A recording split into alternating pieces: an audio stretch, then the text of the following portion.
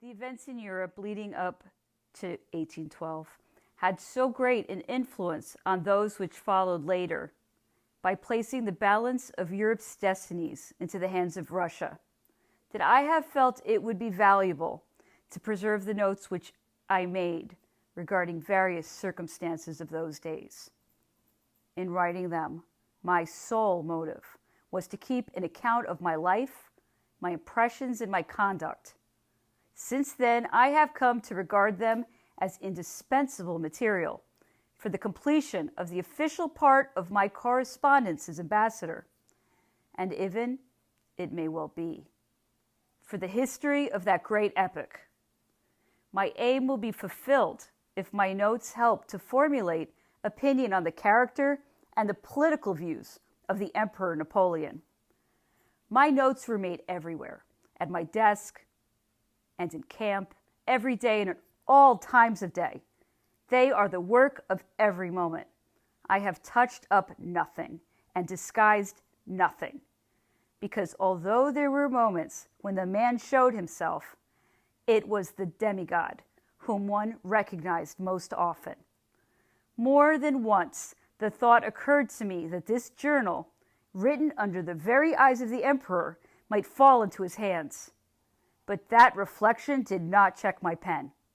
This fact is an answer to those who have claimed that men could neither think nor speak nor write under his reign, and that the truth made him an irreconcilable enemy.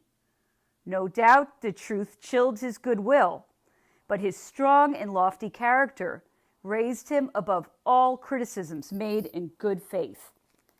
I was confident that as my notes were only the exact record of what I had said to him, they would seem to him injurious only if I published them as an attack on his policy and his fame. If these pages should someday be read and severity imputed to me, I hope that allowance will be made for the happenings under the influence of which they were penned. The emperor was at St. Cloud by 11 o'clock. I was there, June 15th, 1811. His Majesty received me coldly and at once began heatedly to enumerate his imaginary grievances against the Tsar Alexander, but without reproaching me personally.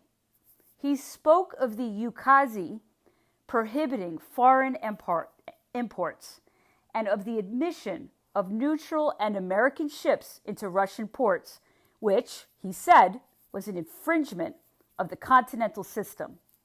He went on to say that the Tsar was treacherous, that he was arming to make war on France.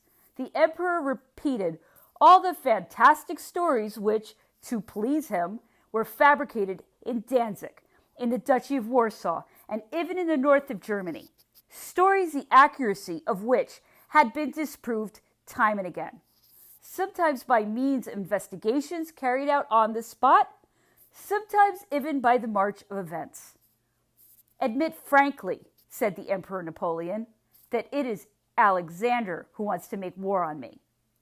No, sire, I replied once again. I would stake my life on his not firing the first shot or being the first to cross his frontiers. We're agreed then, the emperor went on, because I have no intention of going to Russia, nor any wish for a war or the reestablishment of Poland. Then, sire, you ought to explain your intentions, so that everyone may know why your Majesty's troops are concentrated in Danzig and the north of Prussia. The emperor made no answer to this. He spoke of the Russian nobles who in the event of war would fear for their palaces, and after a good battle would force the Tsar Alexander to conclude a peace. Your Majesty is mistaken, I replied, and repeated to the emperor words used by the Tsar, which had greatly impressed me in the course of certain private conversations I had with him after the arrival of Monsieur de l'Ariston. When my position no longer had any political significance, words which were merely a more emphatic expression of what he had led me to understand some time before. They impressed me so much that I noted them down on returning home and quote them here with the certainty that, to the best of my knowledge, my recollection of them was substantially correct. If the Emperor Napoleon makes war on me, the Tsar Alexander said to me, it is possible, even probable, that we shall be defeated, assuming that we fight. But that will not mean that he can dictate a peace. The Spaniards have often been defeated, and they are not beaten, nor have they submitted. But they are not so far away from Paris as we are, and have neither our climate nor our resources to help them. We shall take no risks. We have plenty of room, and our standing army is well organized, which means, as the Emperor Napoleon has admitted, that we need never accept a dictated peace, whatever reverses we may suffer. What is more, in such circumstances, the victor is forced to accept the terms of the vanquished. The Emperor Napoleon made a remark to this effect to Chernichev in Vienna after the Battle of Wagram. He would not have made peace then if Austria had not kept an army intact. Results have to keep pace with his thoughts, because being often absent from France, he is always anxious to return there. This is the teaching of a master. I shall not be the first to draw my sword, but I shall be the last to sheath it. The Spaniards have proved that lack of perseverance has been the undoing of all the states on which your master has made war. The Emperor Napoleon's remark to Chernichev in the latest war with Austria shows clearly enough that the Austrians could have obtained better terms if they had been more persevering. People don't know how to suffer. If the fighting went against me, I should retire to Kamchatka rather than cede provinces and sign in my capital treaties that were really only truces. Your Frenchman is brave, but long privations and a bad climate wear him down and discourage him. Our climate, our winter will fight on our side. With you, marvels only take place where the emperor is in personal attendance. And he cannot be everywhere. He cannot be absent from Paris year after year. The emperor listened to me with the closest attention, even with some astonishment. He appeared to be greatly preoccupied, and I kept silent for a while. I thought I had made a deep impression on him, since his face, his whole bearing, which hitherto had manifested only in extreme severity, became open and friendly. He seemed to wish to encourage me to go on, not only by looks, but by the questions he put. He spoke of society in Russia, of the army, of the administration, and even referred to the Tsar Alexander without manifesting his usual ill humor at the mention of his name. In fact, the emperor gave every indication at this moment of being kindly disposed towards me, and referred appreciatively to the manner in which I had served them. I assured him that he was mistaken about the Tsar Alexander and about Russia, and that it was of the utmost importance not to base his conclusions about that country on what certain persons told him, or about the army on what he had seen at Friedland. That having been threatened for a year, it had been possible for the Russians to take account of all eventualities, particularly to take account of the possibility of our enjoying immediate successes.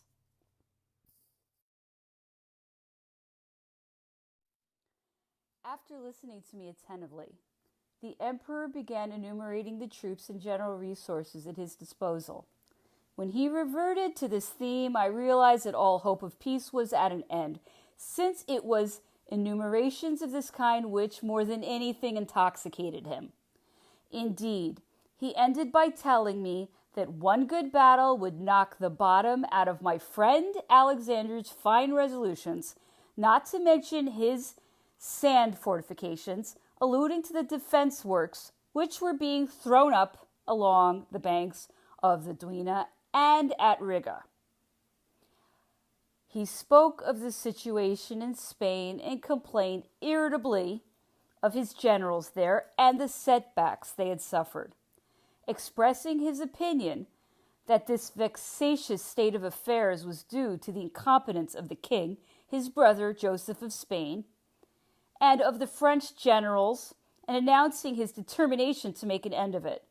He tried to persuade me that he could do this whenever he was so minded, but that the English would then attack elsewhere, perhaps even in France.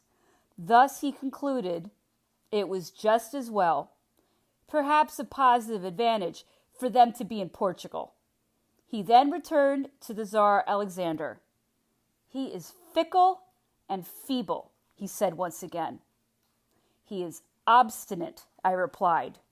His conciliatory nature makes him give way easily when he does not feel the issues at stake to be particularly important, but nonetheless he draws a line beyond which he will not be pushed. He has the Greek character. He is untrustworthy, the emperor repeated once again. I would not suggest, I said, that he has always spoken everything that was in his mind, but whatever he has deigned to say to me has proved correct, and whatever promises he has made to your majesty through me, he has kept. Alexander is ambitious. There is some hidden purpose which he hopes to achieve through war. He wants war, I tell you. Otherwise, why should he refuse every arrangement I put forward? He has some secret purpose. Can't you see through him? No, he has larger motives than Poland and Oldenburg.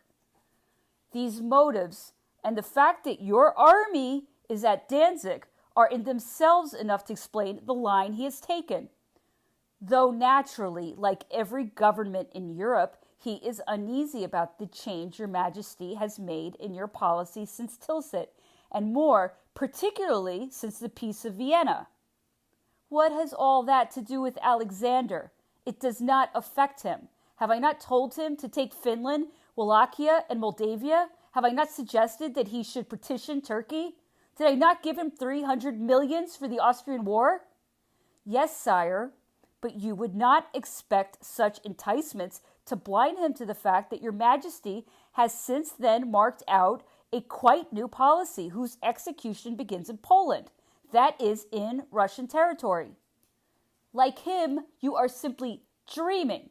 Once more, I do not want to go to war with him, but he must fulfill the commitments which he has undertaken and enforce an embargo on English trade. What has he to fear from changes in my policy? What do such changes matter to a country like Russia away at the back of beyond? On that point, he has never explained himself to me.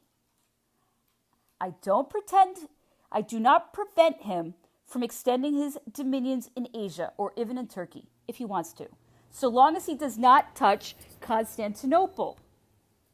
He is vexed that I should hold Holland. That galls him because he needs foreign loans.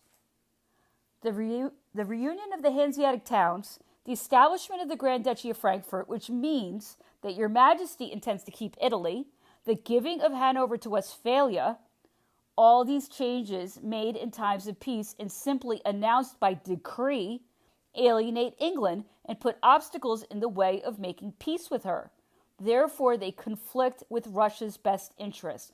Even so, it will not be on that account that she goes to war. And I must be dictated to by the English and by my brother, Louis of Holland, just to please Alexander? Rubensov knows quite well that before taking these trips, I did everything in my power to induce England to make peace. Labouchere has been to London several times, even on behalf of the Dutch. Am I to allow the north of Germany to be flooded with English goods? Had one merely threatened to put those measures in force, that would have been good policy. The execution of those measures, however, plus the movement of whole armies towards the north, instead of a few battalions to put pressure on the customs officers, has aroused apprehension. You see no further than Alexander, and he is merely frightened. It is these very policies to which you object that are taking all the heart out of the English and will force them to make peace. This conversation continued for some time longer. The emperor jumped from one question to another and, at long intervals, returned to the same questions, no doubt to see if I kept to the same answers. To judge from his air of preoccupation and from the long silences which broke up our 5 hours of conversation, it looked as if he were giving more serious consideration to the matters under discussion than perhaps he had ever given them before. After one of these long silences, he said, "It is the Austrian marriage which has set us at variance. The Tsar Alexander was angry because I did not marry his sister." I took the liberty of reminding the emperor that, as I had formerly reported to him, Russia was not at all eager for such a marriage. That, although the emperor had not been able to refuse outright to lend himself to the project, he would never have given away on the question of religion. That, in any case, there would have been a year's delay, even if the Tsar had been able to obtain his mother's consent. In short, that he had not committed himself in regard to the matter, and that Russia was rather pleased than otherwise to learn of the unexpected Austrian marriage having taken place. Notwithstanding our somewhat unceremonious manner of going back on the proposals of our own making, proposals which, happily, had not been accepted, but which, had they been accepted, would have made my position decidedly embarrassing. "I have forgotten the details of the affair," the emperor replied, "but Russia was certainly angry about our rapprochement with Austria."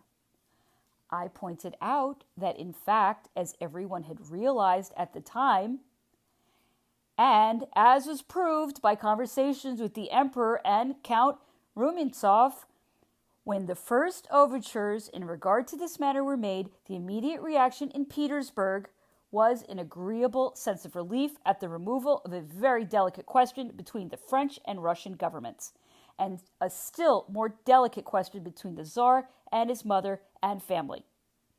The Emperor Napoleon again repeated that he had desired neither war nor the reestablishment of Poland, but that an understanding in the matter of neutral shipping and other differences was essential.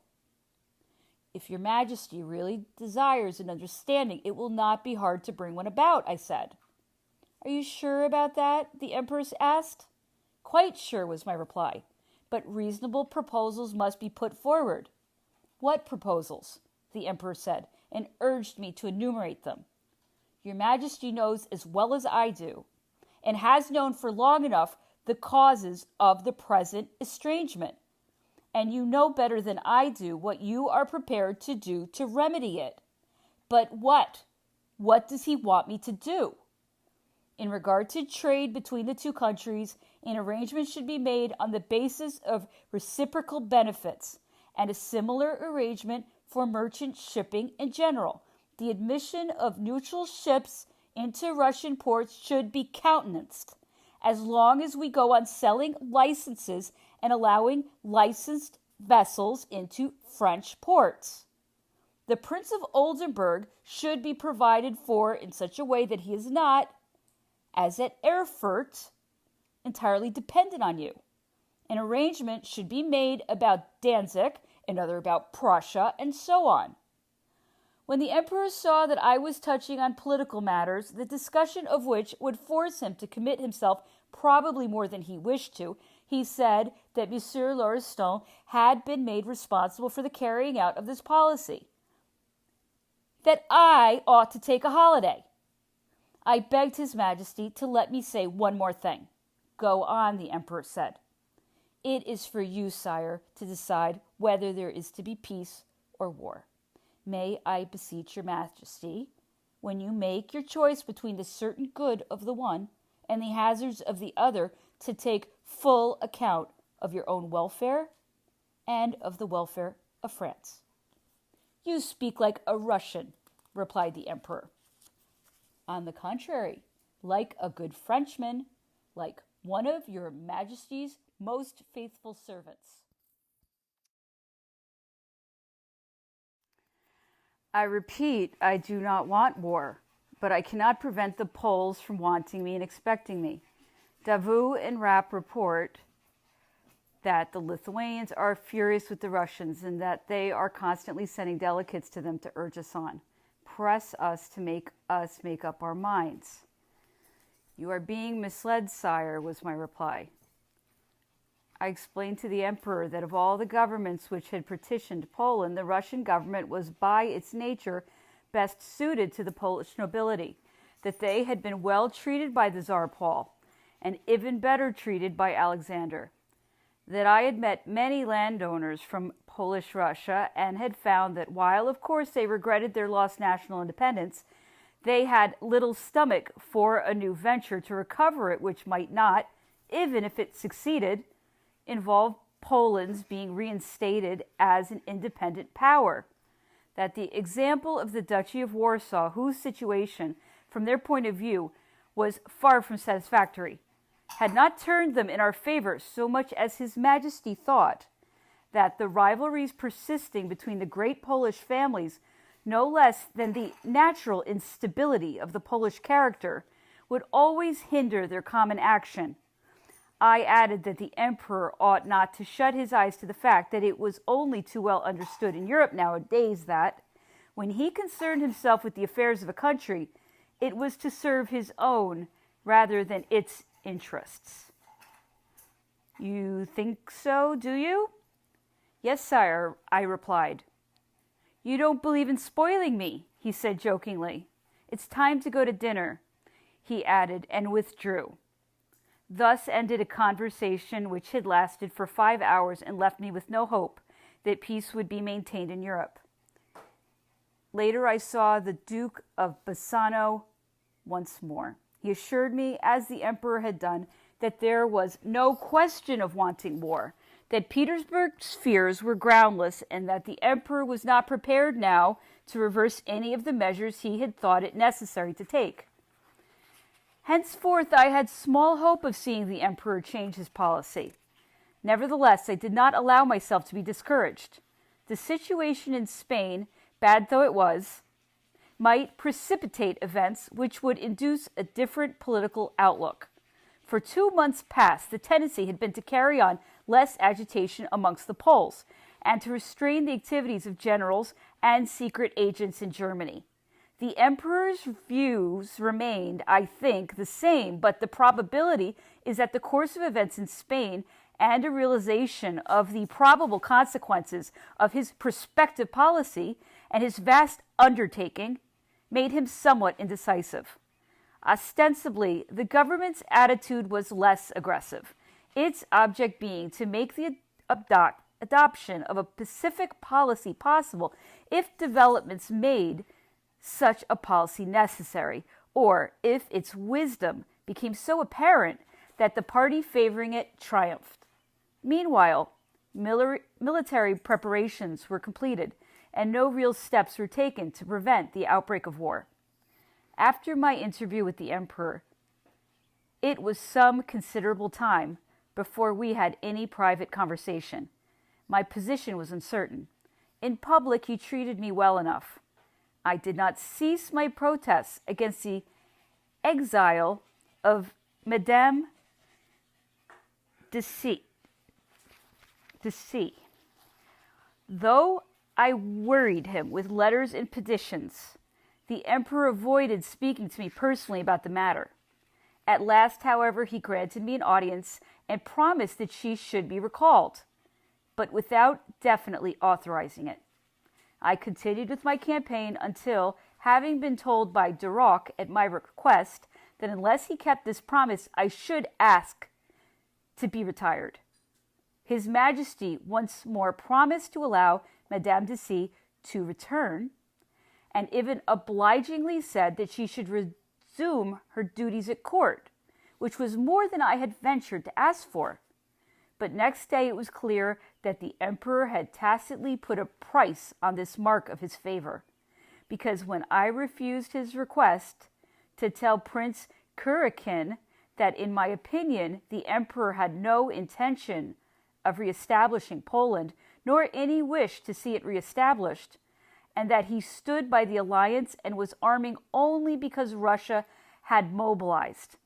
His promise to recall Madame de C remained unfulfilled, despite the fact that His Majesty had twice invited me to dine with him and for 8 days treated me in such a way as to suggest he held me in great favor. During this time, he had long conversations with me at St. Cloud and once after dinner at Bagatelle.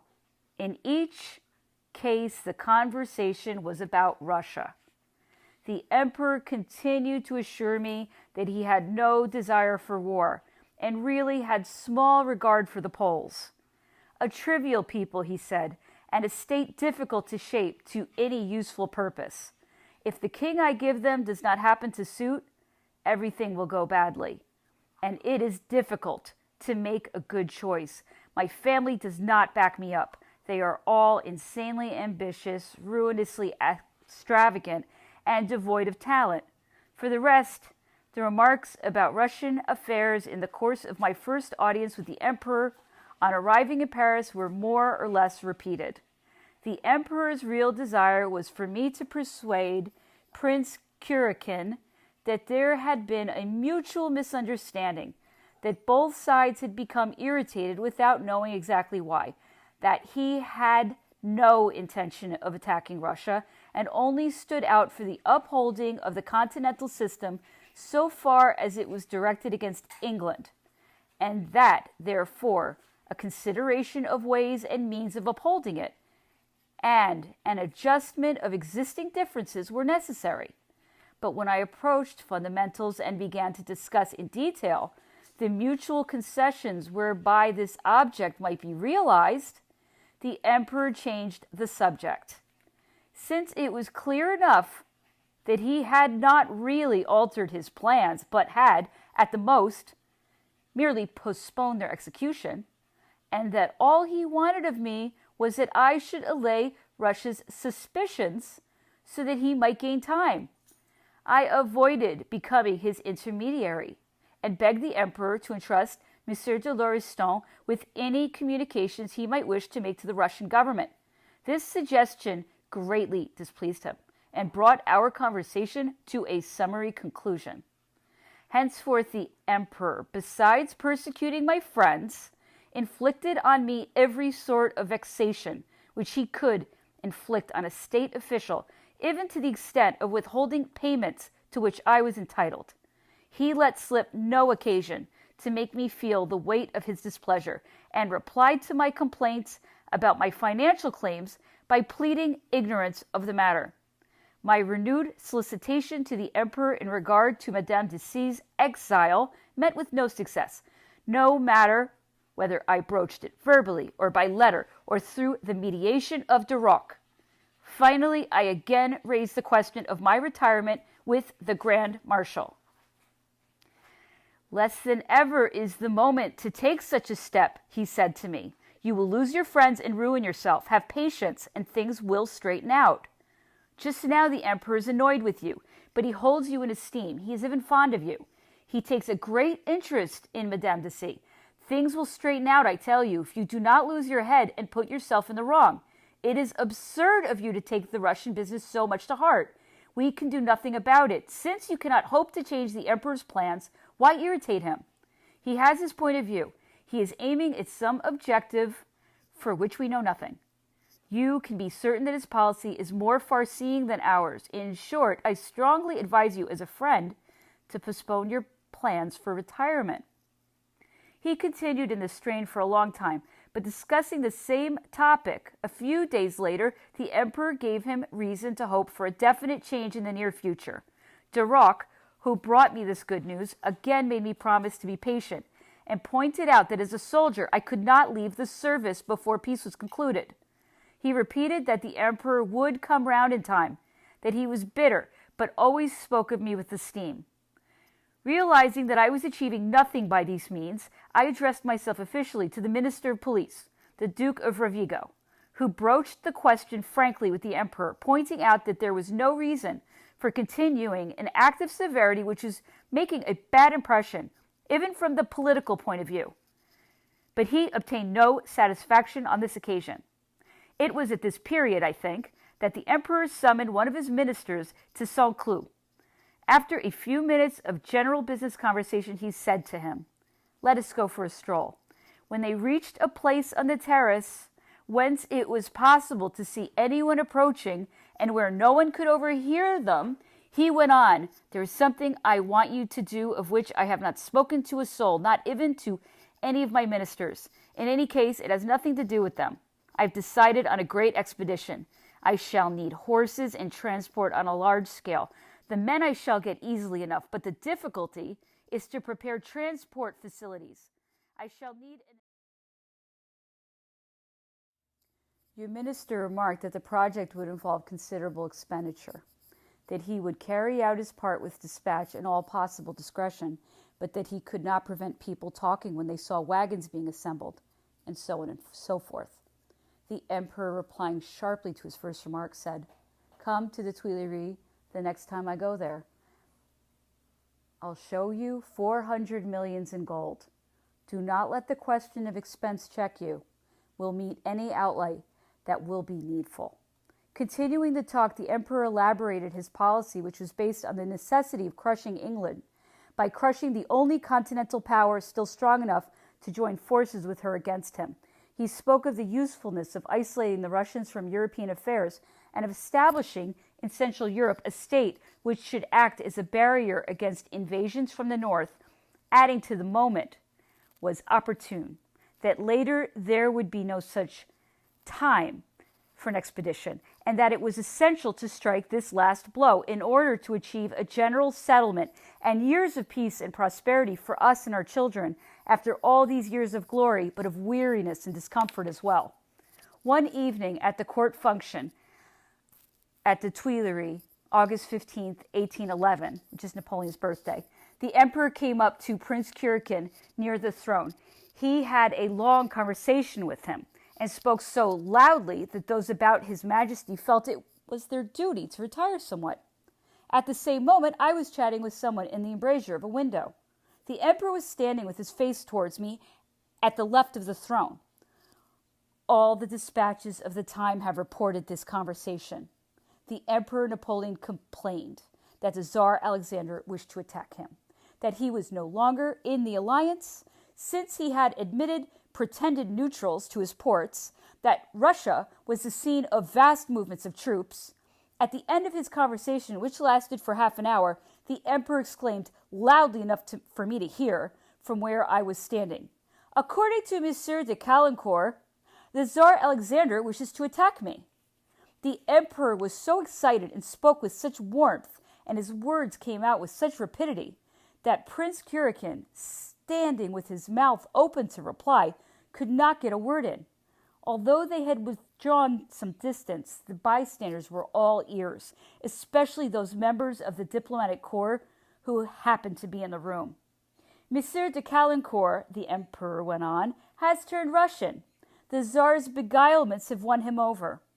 Leaving Prince Kurakin, the emperor took a few steps towards the middle of the room, seeking to read in the bystanders' eyes what impression he had made. Noticing me in the window, for I had certainly not escaped his attention, the emperor came up to me and remarked peevishly, "You have turned Russian, haven't you?"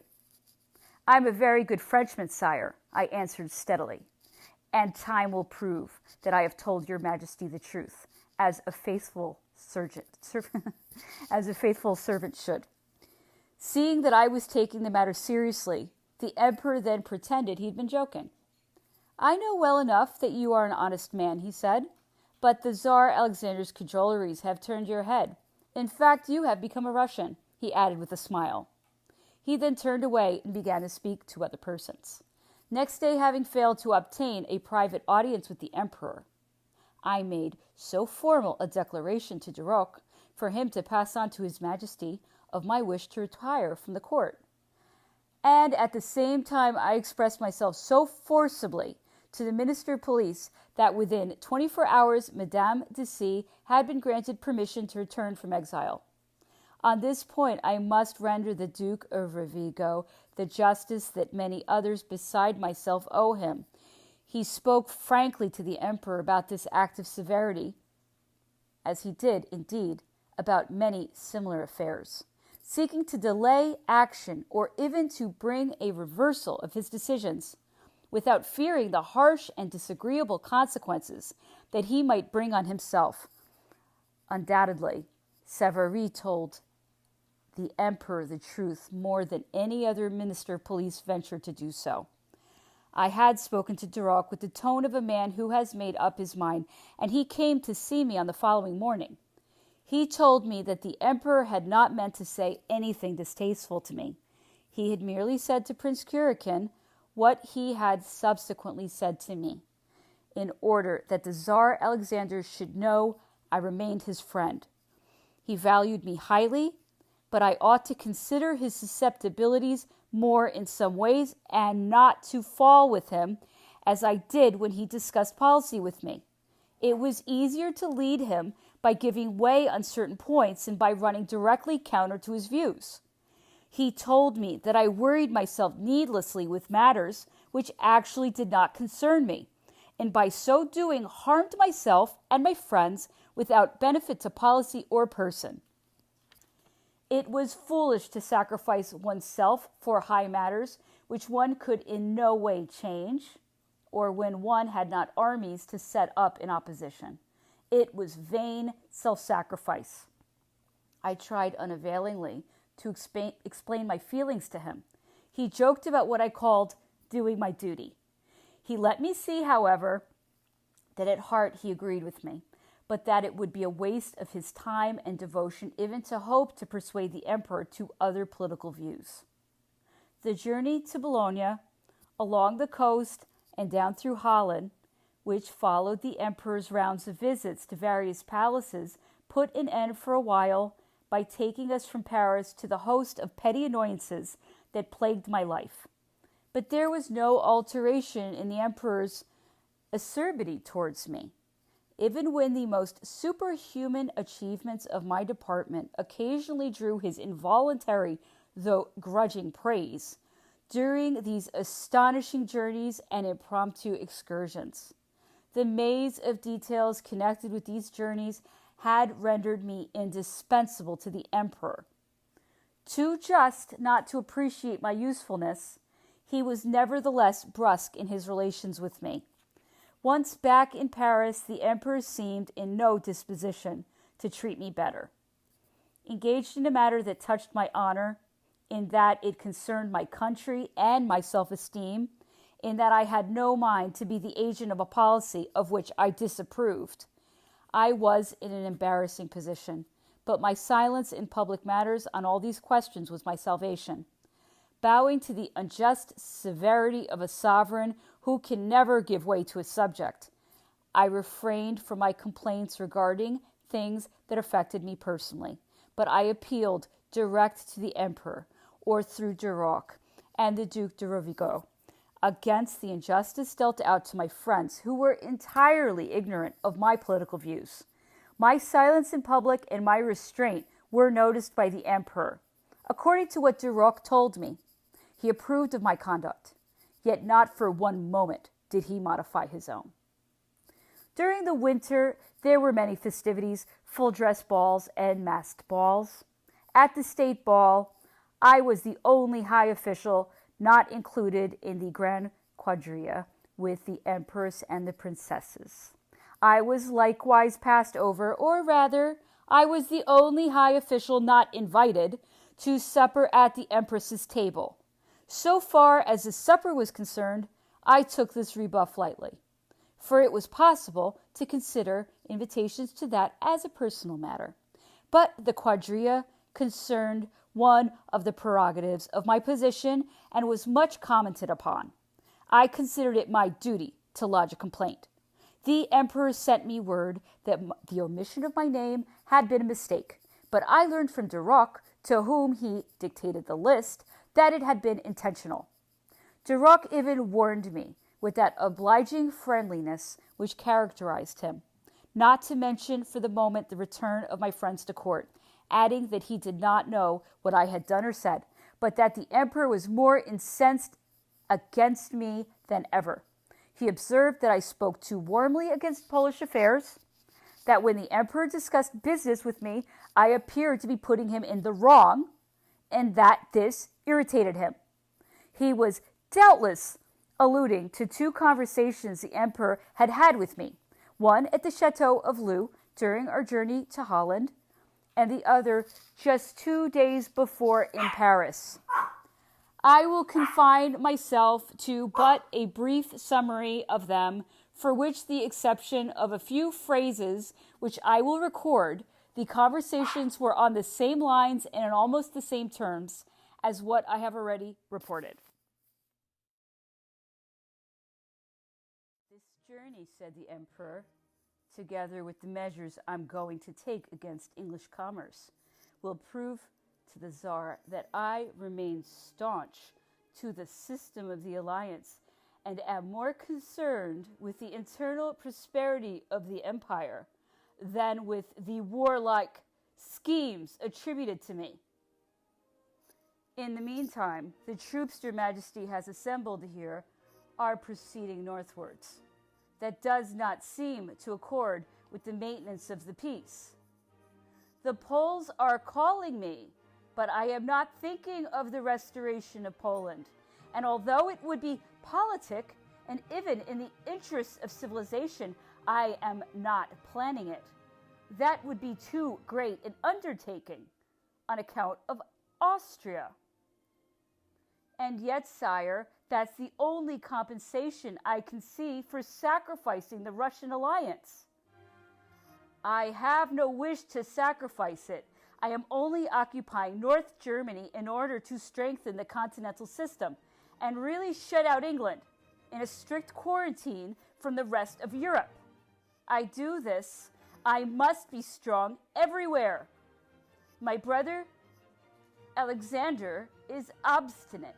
He sees these measures as veiling some project of attack. He is wrong. Lurston is constantly telling him so. But when a man is afraid, he sees double. And at St. Petersburg, they can see nothing but divisions on the march, armies standing in readiness, Poland in arms. It is I who might take offense, for the Russians have moved up the divisions which they had previously brought from Asia. After making many observations to prove to the emperor that he could not deceive St. Petersburg regarding his real projects, I added that no political interest could justify a war that would take him 800 leagues from Paris, whilst he had Spain and all the resources of England against him. It is because England is in Spain and obliged to stay there that I am not uneasy about her. You don't understand politics. You are just like the Russians. You can see nothing but threats, nothing but war, whereas this is just a disposition of forces necessary to make England sue for terms before 6 months have passed. If only Rumiansov does not lose his head. The emperor closed these conversations by a show of something more than impatience. But returning to Duroc, he made me promise to see no more of Talleyrand, who, he told me, had been out of favor for some time with the emperor, for more reasons than one, notably on account of the reflections he had permitted himself to make regarding the war in Spain, notwithstanding the fact that he had been amongst the first to urge the emperor to seize that throne. Duroc added that we did not know the emperor's wider projects nor his political views. He centered everything on the need of forcing England to make peace, so that Europe might finally enjoy lasting tranquility. All Duroc's reflections were made in a spirit of kindness and concern for myself. The winter wore on. Negotiations had already started with Austria for an offensive and defensive alliance to be imposed on Prussia. In all directions, greater exertions than ever were being made to further the arrangements and dispositions for the emperor's great undertaking. We were approaching the denouement of the events for which the projected interview at Dresden was the intended prelude, In the meantime, Paris and the court were busy with parties and entertainments. Towards the end of winter and in the spring, I had two further lengthy conversations with the emperor, one of which took place shortly after this interview with Duroc. They turned on political questions. In the first, the emperor tried once again to persuade me that he no longer contemplated the restoration of Poland, and he had no wish whatsoever to go to war with Russia. In a word, that he only wanted to force England to abandon her groundless pretensions and make peace. And to accomplish this, it was essential that Russia should effectively close her port to English commerce. Whereas for a year past, she had been admitting English goods under the American flag. To this I objected, that we ourselves had been admitting those same goods under licenses. Only, of course, such goods and licenses were taxed double rate. Possibly so, answered the emperor, laughing. I cannot go back on that because of my maritime towns. Alexander only has to do the same himself. I would rather that Russia and its treasury should reap the profit than it should go to so-called neutrals. He then returned to his old idea that by impounding all neutral goods, the Emperor Alexander would be doing immense good, and so on. You may be sure, he added, that I have no intention of sacrificing such great interests for a speculative re-establishment of Poland. Undoubtedly, Your Majesty would not make war on Russia solely for the sake of Poland, I answered, but rather that you should have no rivals in Europe and see there none but vassals.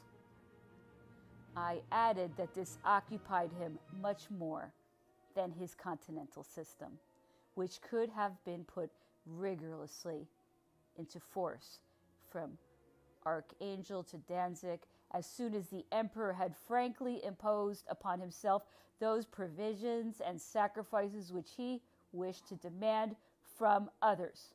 Finally, I urged, he would not have gathered such forces in the north to the detriment of the Spanish campaign, nor would he have spent so much money in all sorts of preparations if he had not been resolved to put them to some use, either for a political end or to satisfy his fondest passion.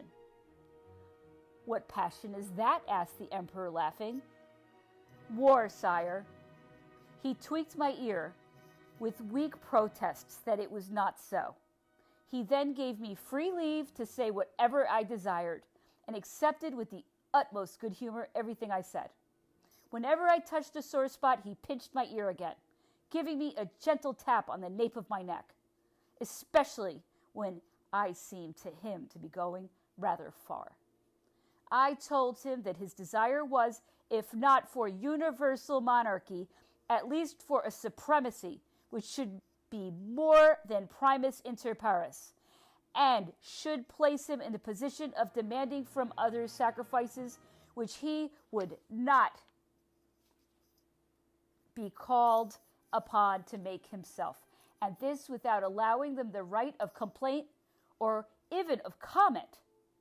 This could only appear of momentary advantage to France. It had already resulted, and in time to come would result yet more, in provoking hostile opinion, ill feeling, and jealousy, which sooner or later were bound to end tragically for us, as a situation of this kind could not be forced upon the nations in the present century. He laughed heartily at what he called my philanthropy, and at my remarks about primus inter pares. He was in the best of humors, laughing very readily. He took no offense. He had the air of saying, "You're quite right, you've guessed correctly, but don't say anything about it." The harder the emperor found it to persuade me, the more art and persistence he put forth to attain that end. His calculated wiles and the language he used would have made anyone believe that I was one of the powers whom he was so much concerned to win over. I have often observed in him that care and persistence, and am far from flattering myself that I was the occasion of it. He acted so towards all whom he wished to persuade, and he was always wanting to persuade someone. I enter into all these details because they delineate his character. That is my sole purpose. I will even add that his persistence arose, I think, from the habit that he had but too firmly contracted, whether by reason of his power or on account of the real superiority of his genius and the ascendancy that it gave him, of either communicating his conviction to others or of imposing it upon them. Certain it is that to the success which he was accustomed to obtain thus must be attributed his predilection for interviews with sovereigns and his habit of dealing with any particularly delicate and important matters directly with the ministers and ambassadors of foreign powers. When he so wished, there could be a power of persuasion and fascination in his voice, his expression, his very manner, giving him an advantage over his interlocutor, as great as the superiority and flexibility of his mind.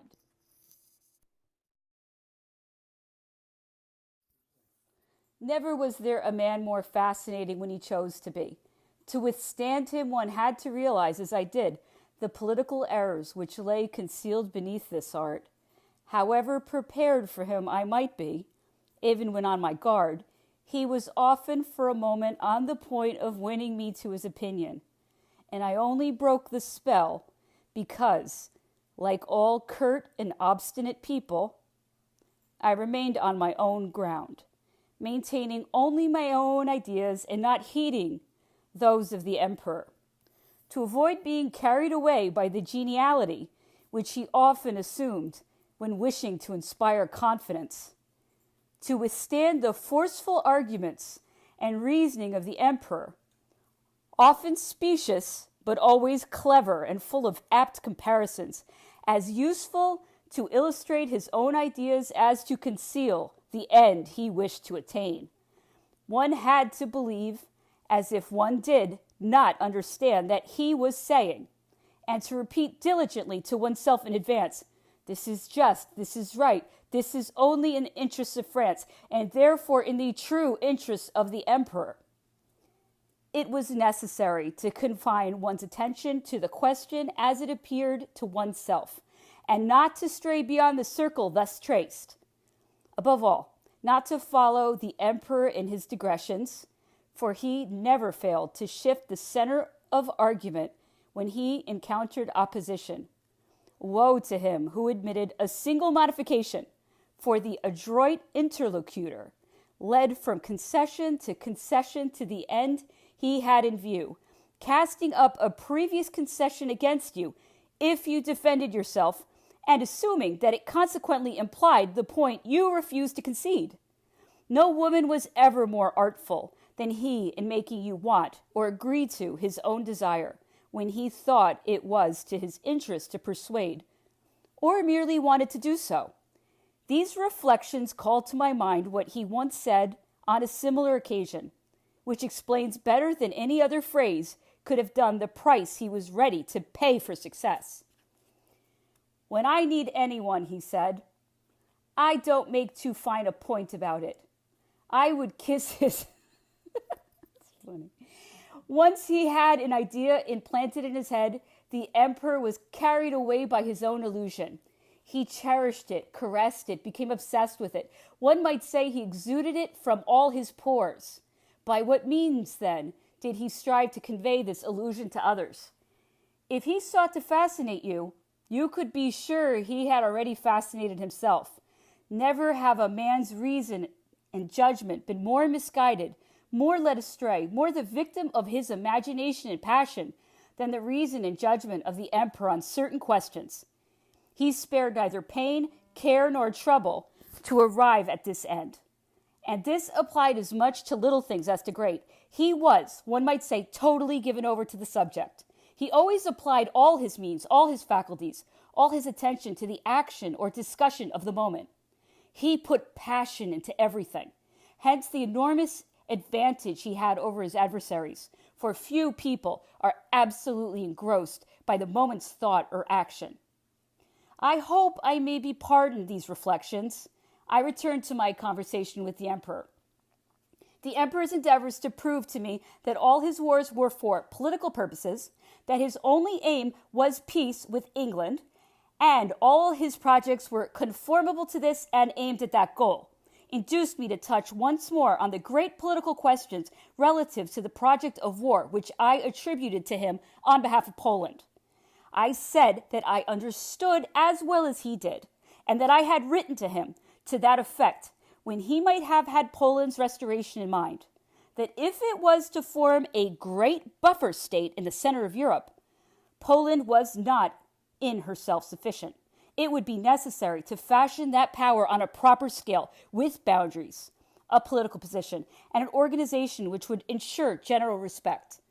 I added that I understood perfectly well the utility of such a power, and that in consequence I considered any means admissible which would lead to that end, if he had no other wars on his hands. This arrangement, I continued, could not but be agreeable to the ideas of England and Austria.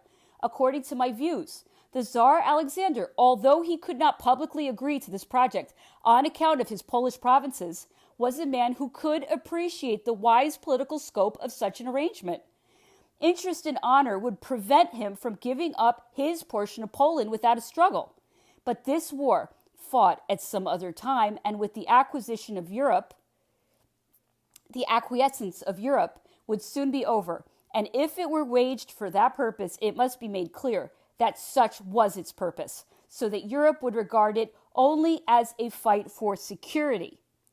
It would be essential to make an authentic and positive declaration of his views and principles, and of the end he had in mind, to make Austria disinterested. Moreover, by restoring her outlets to the sea, in short, to refashion the states of Europe within reasonable boundaries. I added that it was essential to take a firm and definite attitude with regard to Prussia, and to come to an understanding with the great powers that the buffer state should be ruled by a dynasty neither French, Russian, nor Austrian. In fine, that this state should be entirely independent in respect of its organization as well as its dynasty. And it seemed to me that a question of this importance and an arrangement of this nature would induce England to make peace more than would the continental system, as offering a tranquil future to all cabinets, and so setting an example of moderation, even of sacrifice. This step, I told him, would conciliate general feeling towards him. This great political move ought to be made openly, and if this really was his object, it seemed to me so sweeping, so noble, so well calculated to immortalize his reign, that he ought to proclaim it, announcing his intentions to the world stage, and leaving nothing vague or likely to cast doubts on his good faith in carrying them out. All the mysterious ways of our existing political system, I continued, all the pinpricks that were given ostensibly to make one's adversary explain his intentions, but really to force him into a corner and make him aggressor, would then become out of date and useless. That in such an event I should esteem myself happy to be the agent, the verbal go-between for such a project. I was prepared to be the intermediary at St. Petersburg, however little the cabinet there might relish the message I took them. I concluded by saying that such a purpose, worthy as it was of the emperor's genius, was the only thing which could make the Polish war intelligible to me. Otherwise, it seemed quite unreasonable for a war in Russia without a previous declaration of the freedom of Poland, without the loyal aid of Austria previously recompensed for the loss of Galicia by the cession of Illyria, without the secret assent of England, would be very risky enterprise, presenting nothing but difficulties without any real advantage to compensate for them. 100 Russians slain beyond the Oder did not appear to me sufficient compensation for the death of a single Frenchman slain on the same field of battle. The emperor listened to me with attention, but with occasional flashes of impatience. I paused often, hoping that he would answer me and that in touching on various details of this great question, he would come to the point. He answered only on the general lines of his previous remarks, adding ironically to his old refrain. Austria ought to be delighted to hear what you say. In creating a kingdom for the King of Prussia, Alexander's friend, I should rouse too much laughter among the English. Don't you see that this would be playing their game? I have not mentioned the King of Prussia, I answered. The King of Saxony or any other monarch might rule this state. Who knows, in the arrangements for intervention, whether the powers would not consent to have on the throne some prince of the Confederation or some other person agreeable to your majesty. Although my observations appeared to be little to the emperor's tastes, yet I reflected that I had already said too much to stop at that point, and that the emperor would do well to realize that no one was hoodwinked by our policy. So I added, if your majesty does not act on these lines, I ought to say frankly that everyone in Europe, as in France, will see that the war in Russia or Poland for which you are preparing is not in order to create a buffer state, as your majesty would have us believe, but for some purpose for which that is merely the pretext. The emperor seemed a little provoked and said, as he invariably did when a matter was broached that displeased him, I am not asking your advice. Nevertheless, he led the conversation round to the topic of Russia. He went into each question in detail, spoke of every grievance, as though he were going over each step with his cabinet and seeking to explain himself and win agreement.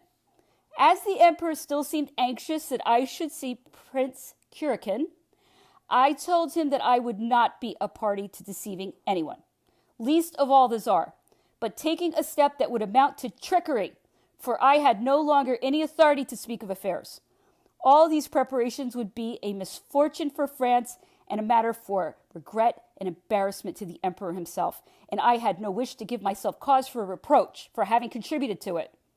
The emperor turned his back on me, saying dryly that I understood nothing about policy, and thereupon left me. I continued to live in retirement, maintaining the utmost reserve.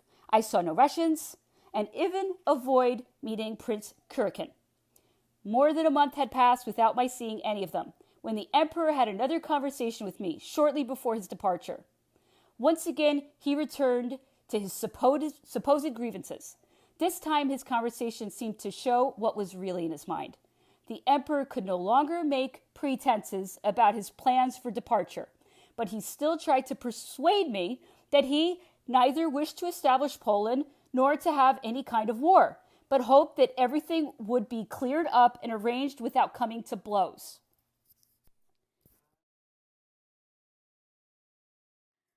We used the same arguments on each and talked from the same premises. I further urged all my beliefs as to the inconveniences, not to say the dangers, of such a distant expedition which would keep him away from France so long. I spoke of how he was continually being reproached for running such risks, for gambling with such splendid and mighty destinies, when he could exercise a great and powerful influence from his desk in the Tuileries. I mentioned the effect in France of risks forced on the youth of a nation, risks no longer, as aforetime, confined exclusively to the lower orders of society.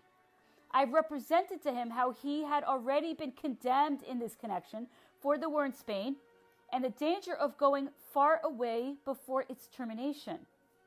I told him that he should strike first in Spain if he persisted in his desire for this unfortunate war with Russia. I described the country to him, the climate, the advantage the enemy would have in allowing him to advance and wear himself out by marching without the chance to fight. I reminded him of the words of the Tsar, which I had already reported. I also recalled to him the privations and discontent of the troops during his last campaign in Poland. To all my arguments, his reply was that I had turned Russian and that I understood nothing of great affairs. But if I understood nothing, sire, I retorted with a smile, why does your majesty do me the honor of discussing policy with me? I can do nothing in this matter except through love of my country and attachment to your person. Such noble sentiments cannot lead me into error and keep me in error so long.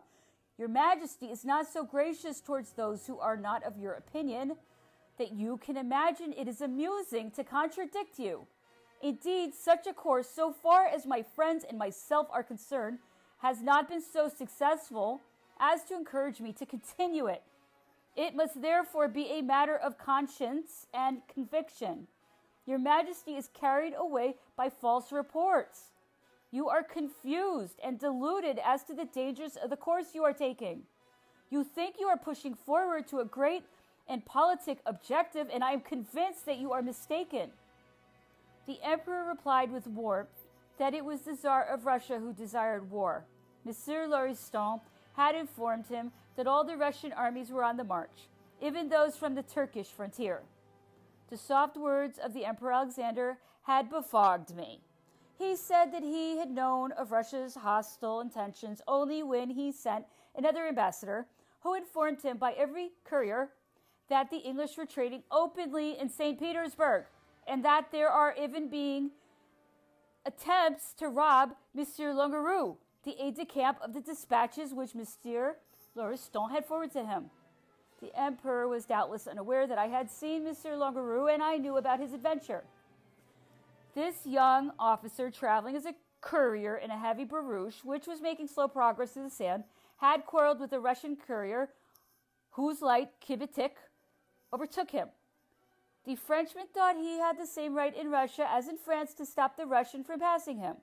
The other, staunch in his rights as a government courier, and with his lighter equipage, urged his postilion forward, easily overtaking and passing Monsieur Longueroux's carriage, which was half stuck in the mud. In a fury, Monsieur Longueroux fired his pistols at the Russian, who paid as little heed to the other's shots as to his threats. At Riga, the governor intervened, pointing out to the Frenchman the irregularity of his conduct, and out of regard for his position as a bearer of government dispatches, let the impetuous young man proceed. But the governor reported the matter to his court, and Monsieur Lauriston was so incensed at the conduct of his aide-de-camp that he dismissed him. This is what the Emperor cited to me as an attack against one of his couriers for the purpose of robbing him of his dispatches. During this conversation with the Emperor, I noticed that he was more thoughtful than usual. Some of my reflections seemed to have impressed him more than he was willing to show. The arrival of the Duke of Bassano, who was announced as bringing dispatches from Vienna, interrupted this conversation, which I felt that the Emperor wished to prolong. He dismissed me and doubtless resumed in another direction the irresistible course of fatality which was drawing him forward. By this time, the Emperor had already taken his decision. Austria had practically consented to become his ally, and Prussia had no alternative but to lay up a rod for her own back. Some days after my conversation with the Emperor, he had sent off a portion of the household. Horses and carriages were already on the way to Dresden, ostensibly for the interview with the Emperor of Austria. The Emperor left Paris on May 9th. It is said that we went to Dresden by way of Bamberg to avoid the German princelings. The truth is that the Emperor wanted to avoid Weimar. He kept on saying, and the court repeated it after him, that he did not want war. Rumors were purposely spread of an interview with the Tsar Alexander, and attempts were made to find confirmation of these rumors in the mission of Monsieur Narbonne, who was sent to the sovereign's court. Dresden was reached on May 16th.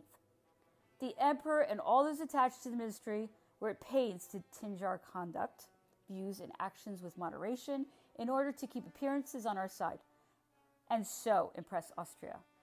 To this end, particular care was taken to appear conciliatory and moderate. Efforts were also made to lull into a false sense of security those whom it desired to attack. The Emperor had traveled with the Empress. For 6 weeks, the whole countryside had been working to repair the roads we had to follow. The King and Queen of Saxony had preceded their Majesties to Plauen. There was a torchlight procession at our entrance into Dresden, where the Austrian court arrived 2 days later.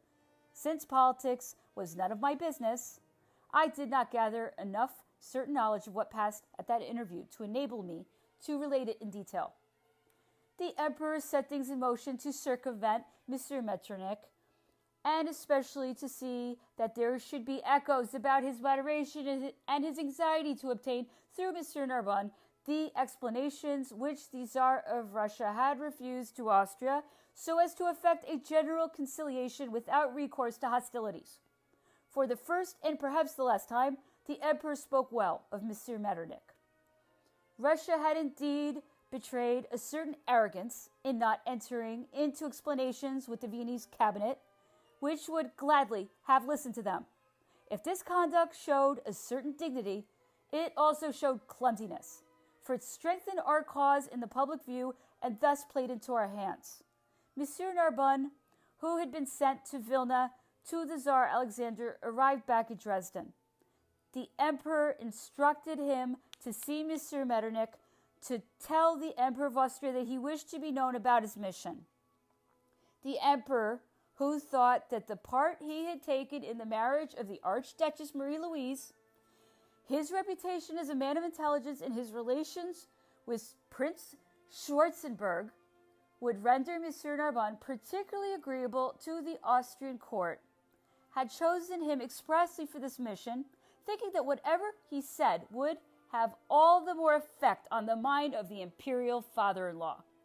Monsieur Narbonne came to see me and told me what the Tsar had said to him, what he had observed, and what he had loyally reported to the Emperor Napoleon, who had instructed him to repeat it in part to the Emperor of Austria and Monsieur Metternich.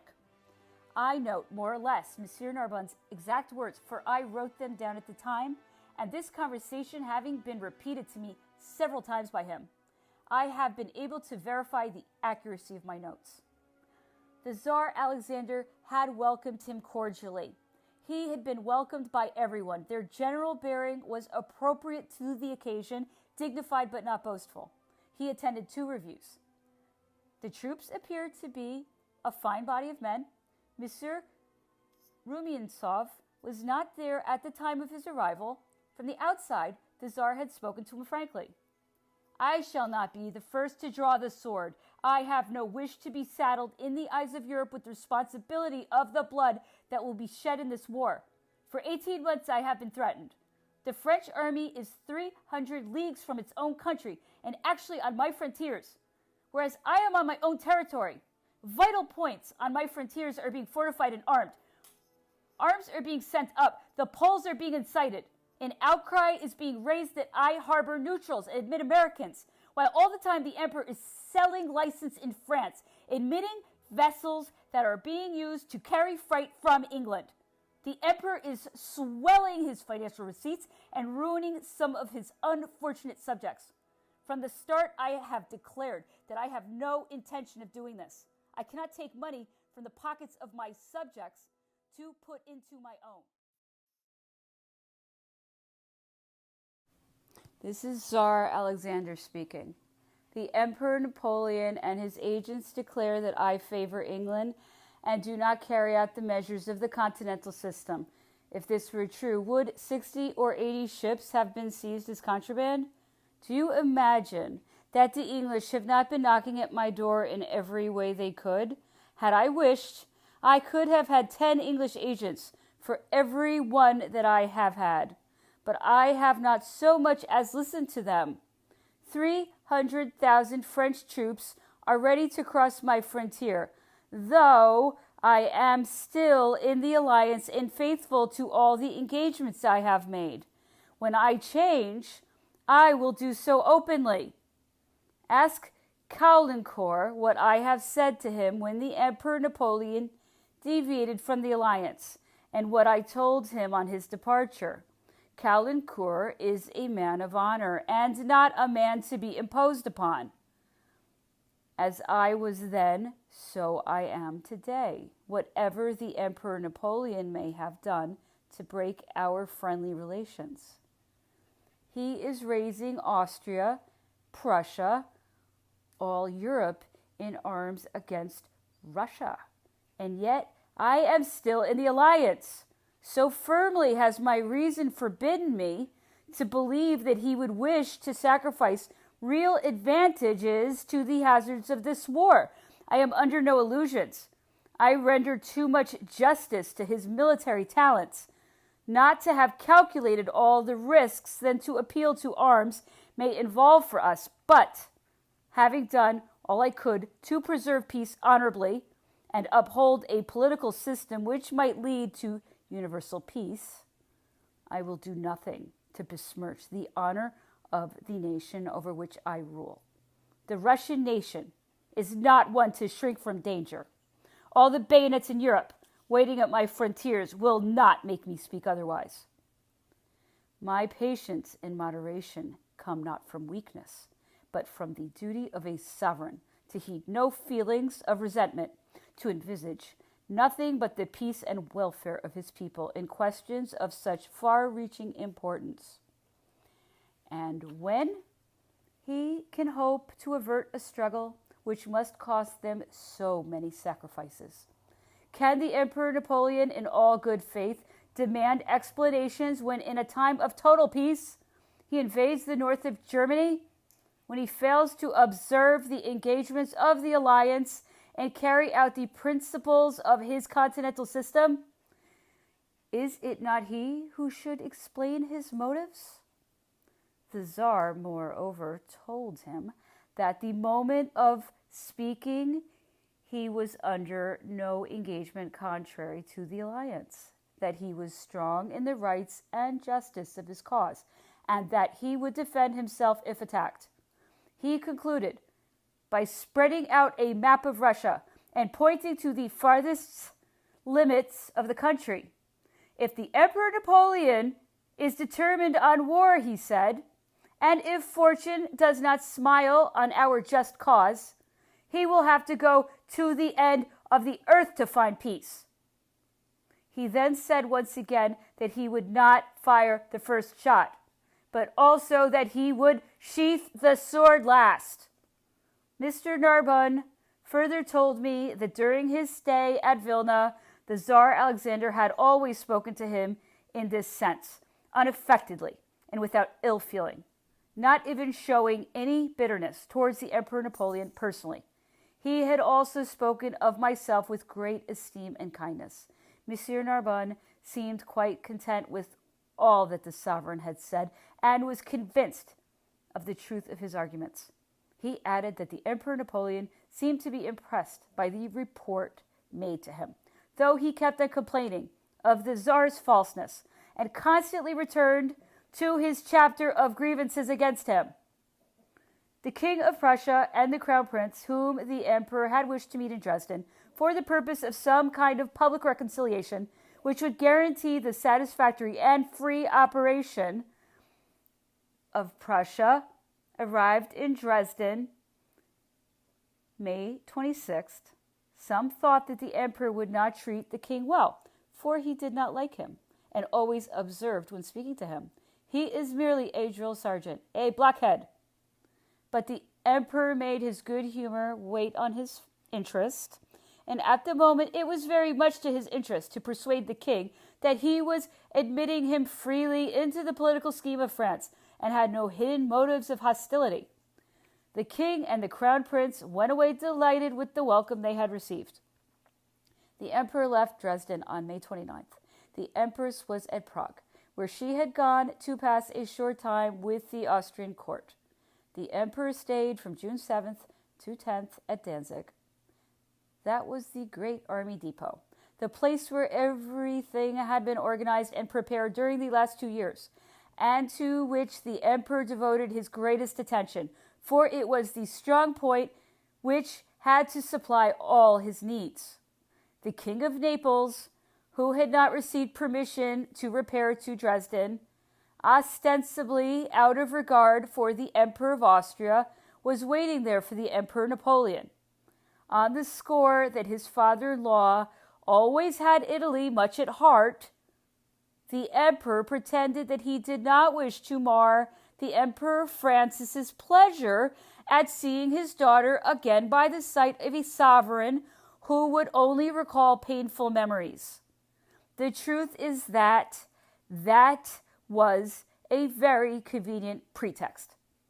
The Emperor remarked in confidence that he did not want Murat to establish relations with the Austrians, with whom too many ties already existed between the Queen and Metternich. Murat's head will be turned if the Emperor of Austria treats him well, and he will be certain to talk all sorts of nonsense. The Emperor Napoleon's first words to General Rapp, governor of Danzig, were, "What are your merchants doing with all their money? War is going to start. Now I will have to look after that myself." In the course of a conversation after dinner, he remarked to Rapp, the King of Naples, and several other persons that the Prussians and even the Austrians would make common cause with us, that Alexander did not expect this and would be greatly embarrassed, although he had wanted the war. He added that if Alexander really did not want war, he could still avert it, but that the situation would be clarified in a few days. It could easily be seen that this talk was designed to be repeated by all the political echoes. The emperor's real wishes were expressed in the remarks uttered in the pretext of myself and several other persons when he first saw Rapp. That evening and the next morning, the emperor complained much to me of the King of Naples, who, he said, was no longer a Frenchman and had forgotten what he owed to his country and his benefactor. On his side, the king complained to Berthier, Duroc, and myself that the emperor had made him merely a viceroy, an instrument for squeezing money out of his subjects and so on. The emperor welcomed the king quite cordially in public, but taking him aside, undoubtedly to forestall his complaints, he began by scolding and being angry with him. He expostulated with him for his ingratitude, and at the close of the conversation he showed both vexation and sentiment, both necessary in dealing with this Neapolitan pantaloon. He said to me, "He has a good heart, and at bottom he likes me better than his Lazzarone. When he sees me, he is mine, but away from me he sides like all spineless men with anyone who flatters or makes up to him. If he had come to Dresden, his vanity and self-interest would have led him into countless follies in trying to manage the Austrians. His wife is ambitious and has stuffed his head with foolishness. He wants to have the whole of Italy. That is his dream, and that is what prevents him from wanting the crown of Poland. I would put Jerome on the throne and make a splendid kingdom for him, but he would have to do something for it. For the Poles love true glory. Jerome cares for nothing but pageantry, women, plays, and fetes. My brothers do not back me up. Their only princely quality is their foolish vanity. They lack talent and energy. I have to govern for them. Without me, they would ruin the poor Westphalians, to enrich their favorites and mistresses, to give fetes and build palaces. My brothers think of nothing but themselves, yet I send them a good example. I am the king of the people, for I spend nothing except on encouraging the arts and leaving memories that shall be glorious and useful to the nation. It can never be said that I endow favorites and mistresses. I give rewards only for services rendered to the country, nothing else." Headquarters and the staff were moved to Thorn, whence everything was sent on to Insterburg, along with the guard. On the morning after arrival, the emperor joined headquarters at Insterburg and followed for its movement in the direction of Kovno, passing by Gumbinen, Stauliponen, Wilkowiecki, and a forest road, leaving Mariampol on the right. The troops marching along the road were superb and received the emperor with real enthusiasm. The men of the First Corps, Davout's, were noticeable for their fine bearing and general smartness, coming from excellent quarters. Fresh from the hands of a commander who had drilled them long and well, they could rival the guard. All this mass of youth was full of ardor and good health. In their knapsacks, the men of this corps carried rations for a fortnight. The emperor came up with the Prince of Eichmühl's headquarters at a spot 2.5 miles from the Niemen and from Kovno. Day was breaking. He immediately made a reconnaissance of the riverbanks and the whole terrain. He did not return till evening, when he spent 2 hours dictating orders. He then took horse again and made a reconnaissance by moonlight near the bank to decide on a place for the crossing. The whole lot of us were left some way behind, so as not to draw the attention of any Russian scouts who might be on the farther side. The emperor went up and down the bank, accompanied by General Haxo of the engineers.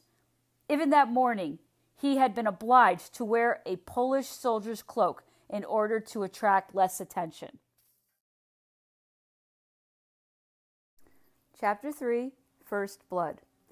The emperor came up with Prince Eichmuel's headquarters at a spot 2.5 miles from the Niemen and the Kovno. Day was breaking, June 23rd, 1812. He immediately made a reconnaissance of the riverbanks and the whole terrain. He did not return till evening, when he spent 2 hours dictating orders. He then took horse again and made a reconnaissance by moonlight nearer to the bank to decide on a place for the crossing. The whole lot of us were left some way behind, so as to not draw attention of any Russian scouts who might be on the farther side. The emperor went up and down the bank, accompanied by General Haxo of the engineers. Even that morning, he had been obliged to wear a Polish soldier's cloak in order to attract less attention. When the reconnaissance was finished, he rejoined his staff officers and once more examined the different points to be occupied by the troops. As he galloped through the wheat, a hare started out between the legs of the emperor's horse, Friedland, and made him swerve slightly. The emperor, whose seat was poor, rolled to the ground, but got up so quickly that he was on his feet before I could reach him to give him a hand. He mounted again without saying a word. The ground was very soft, and he was only slightly bruised on the hip. It struck me then that here was a bad omen. Nor was I the only one to think so, for the Prince of Neuchâtel instantly seized my hand and said, "We should do better not to cross the Niemen. That fall is a bad sign."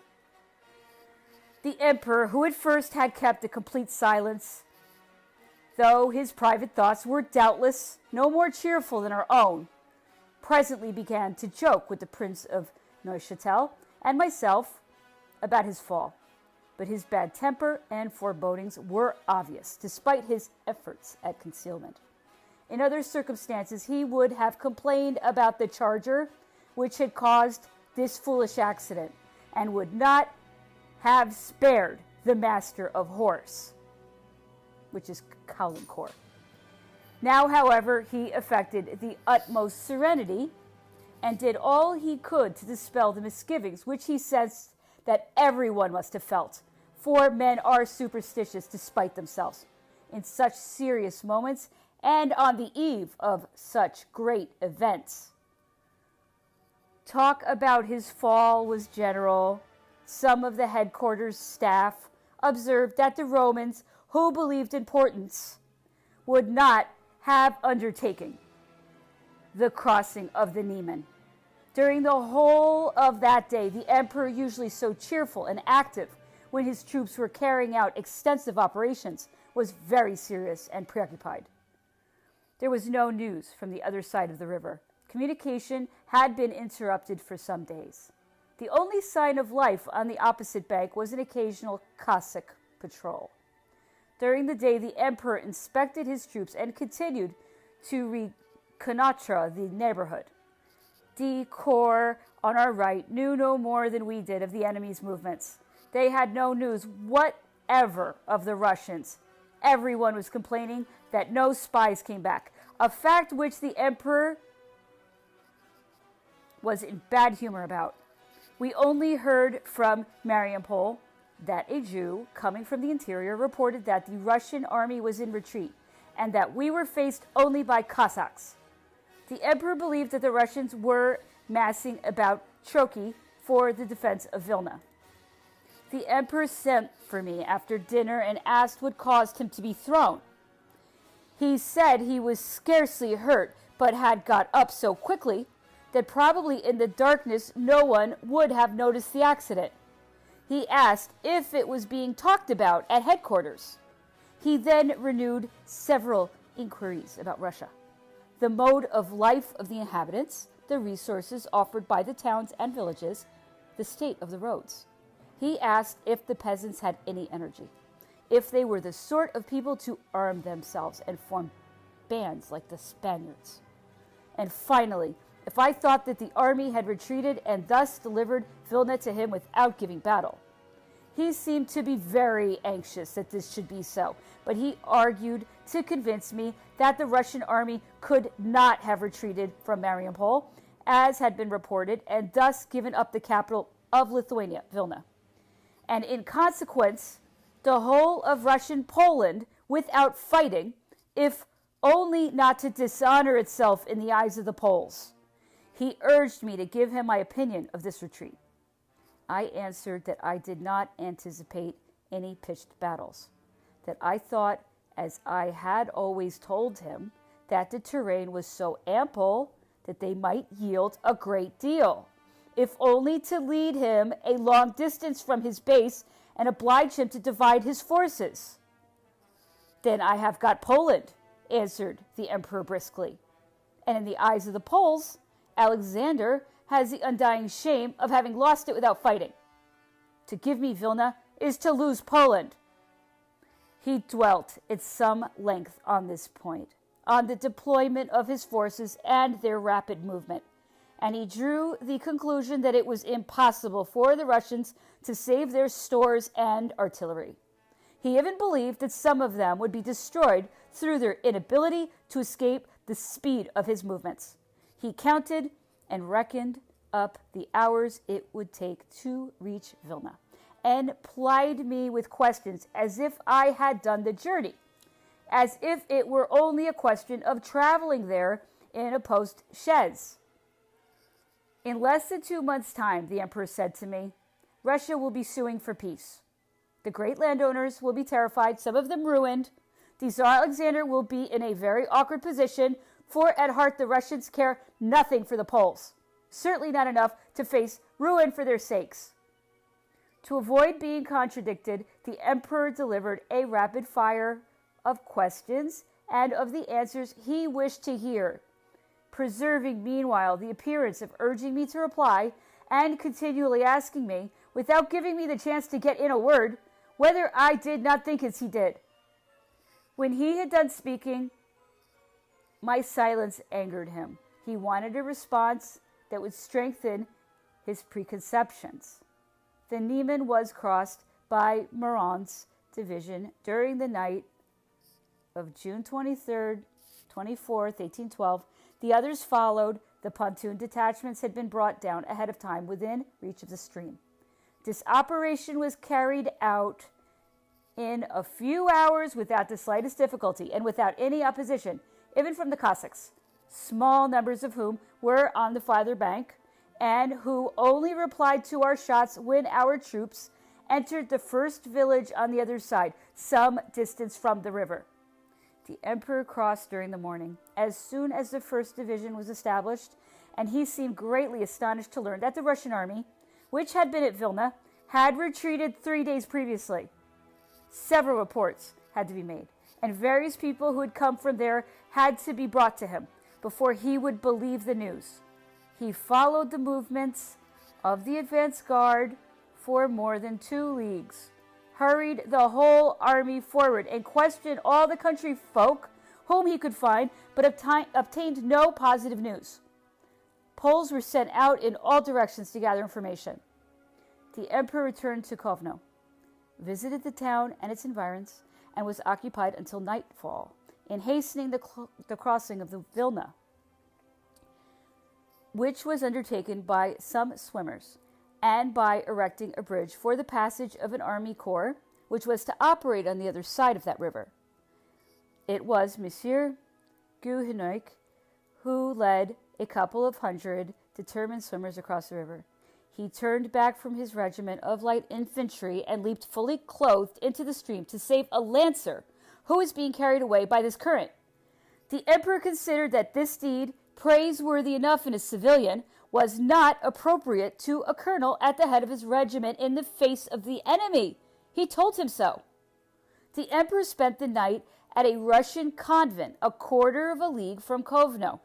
There he stayed until the 26th to work out his plans, speed up the passage of the Niemen, and accelerate the movement of the troops in every direction.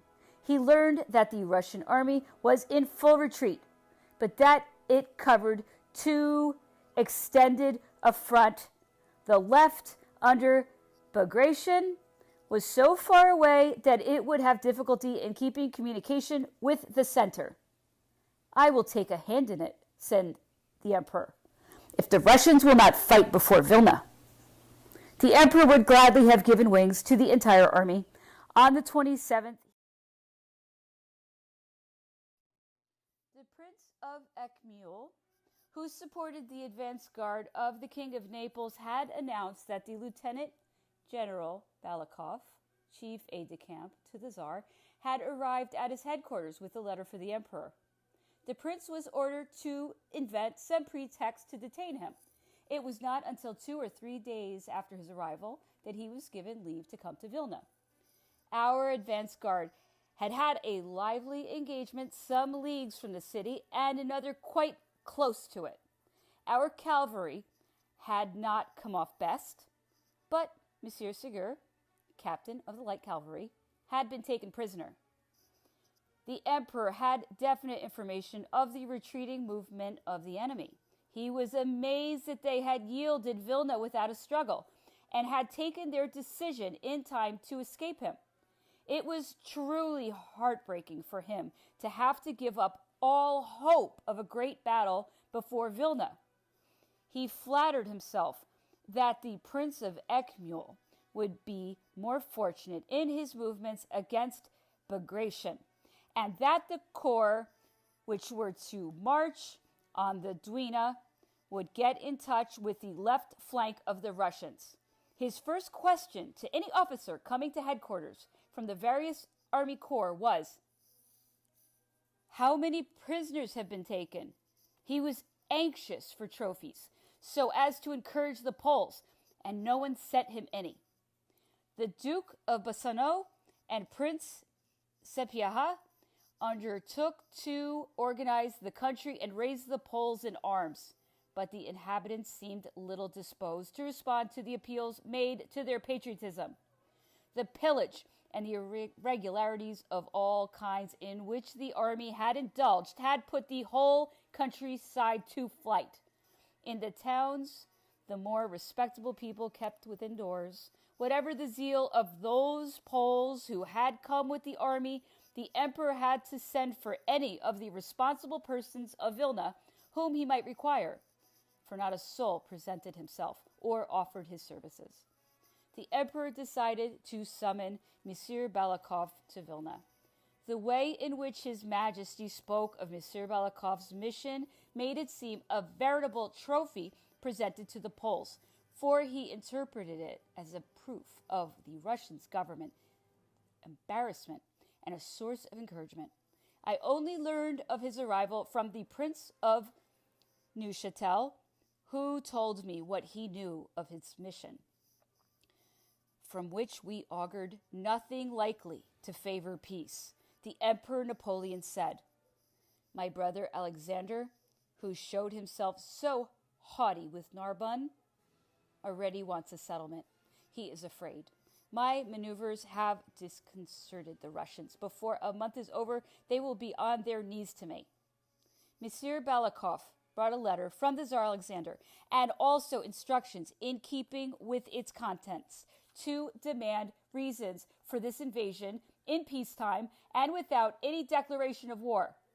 He was also to propose, in the absence of any known grievance caused by misunderstanding between the two states, to exchange explanations and to avoid war if the Emperor Napoleon would retire to his positions behind the Niemen, pending negotiations. It seemed to the few who were initiated into the secret of this proposal, that the rapidity of our movements had from the outset disconcerted and upset the military dispositions of the Russians, and that now, embarrassed and doubtful whether he could rally Bagration's corps in front of the Dwina, the Tsar Alexander was trying to delay our advance by any kind of palaver whatsoever. I am repeating what I heard said, for at the time I had no personal knowledge of the matter. I do know, however, that in the presence of the Prince of Neuchatel, the Duke of Istria, myself, and I think Duroc, the Emperor Napoleon said in a loud voice, "Alexander is laughing at me. Does he imagine that I have come to Vilna to discuss trade treaties? I have come to finish off once and for all the colossus of northern barbarism. The sword is drawn. They must be thrust back into their snow and ice, so that for a quarter of a century at least they will not be able to interfere with civilized Europe." Even in the days of Catherine, he went on, the Russians counted for little or nothing in the politics of Europe. It was the partition of Poland which gave them contact with civilization. The time has come when Poland, in her turn, must drive them home again. Do the battles of Austerlitz, of Friedland, or the peace of Tilsit give ground for the claims of my brother Alexander? We must seize this chance to cure the Russians of their curiosity about what goes on in Germany. I consent to their admitting the English to Archangel, but the Baltic should be closed to them. Why did not Alexander explain himself to Narbonne or to Lauriston, who was at Petersburg and whom he would not receive at Vilna? Up to the very last, Rumianstov has refused to believe in the possibility of war. He has persuaded Alexander that our movements were merely threats, that the maintenance of the alliance was too much in my own interest for me to be determined on war. He thought that he fathomed me, that he was more subtle than I am diplomatic. Now the Tsar sees it is a serious matter, and that his army has been cut in two. He is afraid, and he wants to come to terms. But I will sign the peace at Moscow. Since Erfurt, Alexander has become too haughty. The acquisition of Finland has turned his head. If he must have victories, let him defeat the Persians, but don't let him meddle in the affairs of Europe. Civilization rejects these people of the North. Europe must settle its own affairs without them. Monsieur Balakov was well received by the Emperor, who invited him to dinner July 1st. Together with the Prince of Neuchatel, the Duke of Istria, and myself, I was more than astounded at this compliment, but it could not have been paid me on my own account, the Emperor having long since accustomed me not to expect any favors which he could possibly refrain from granting to those in his entourage. The Emperor treated Monsieur Balakov perfectly and spoke freely to him. In the conversation after dinner, His Majesty remarked, apostrophizing me, "The Tsar Alexander treats ambassadors handsomely. He imagines that he can conduct diplomacy with blandishments. He made a Russian out of Caulaincourt." It was the customary reproach. Since he could not harm me in the eyes of my countrymen, who knew me well enough to discount this kind of reproach as I did myself, I paid no heed to it. But when it was repeated with the obvious intention of commending me to the good graces of the Emperor Alexander, the words grated on me, and I could not refrain from answering the Emperor with some warmth. It is doubtless because my freedom of speech has too successfully proved to your Majesty that I am a very good Frenchman, that you can pretend to doubt it. The marks of kindness with which the Tsar Alexander so often honored me were in reality addressed to your Majesty. As your faithful servant, sire, I shall never forget them. The Emperor, observing my irritation, changed the subject, and shortly afterward dismissed Monsieur Balakov. Monsieur Belikov, having left the emperor's presence, His Majesty said to me jokingly that I was wrong to be incensed at his remarks about my having turned Russian. It was only a trick on his part to prove to the Tsar that I had not forgotten his tokens of goodwill. You torment yourself, added the emperor, by considering the harm I shall do to your friend. His armies dare not await us. They will no more save the honor of his arms than they will that of his cabinet. Before 2 months are out, the Russian nobility will force Alexander to sue me for peace. To his usual grievances, he added many other matters to prove to the Prince of Neuchatel, the Duke of Istria, Duroc, and, I think, 1 or 2 of his aides-de-camp who were present, that I opposed this war and condemned his system. So outraged was I at this reproach, "You are a Russian," that I could not contain myself. I answered the emperor that I was a better Frenchman than those who extolled this war, that I had always told him the truth when others, in the hope of pleasing him, merely told him tales to excite his feelings. I added that, knowing the respect I owed to my sovereign, I took his pleasantries in good part when only my countrymen were present, for I already possessed their esteem, but that it was an outrage to doubt my fidelity and patriotism before a foreigner. Since the emperor had published the fact, I said I was proud to be against this war, to have done all I could to prevent it, and I even felt honored at the discomfort and vexation which my attitude had brought me.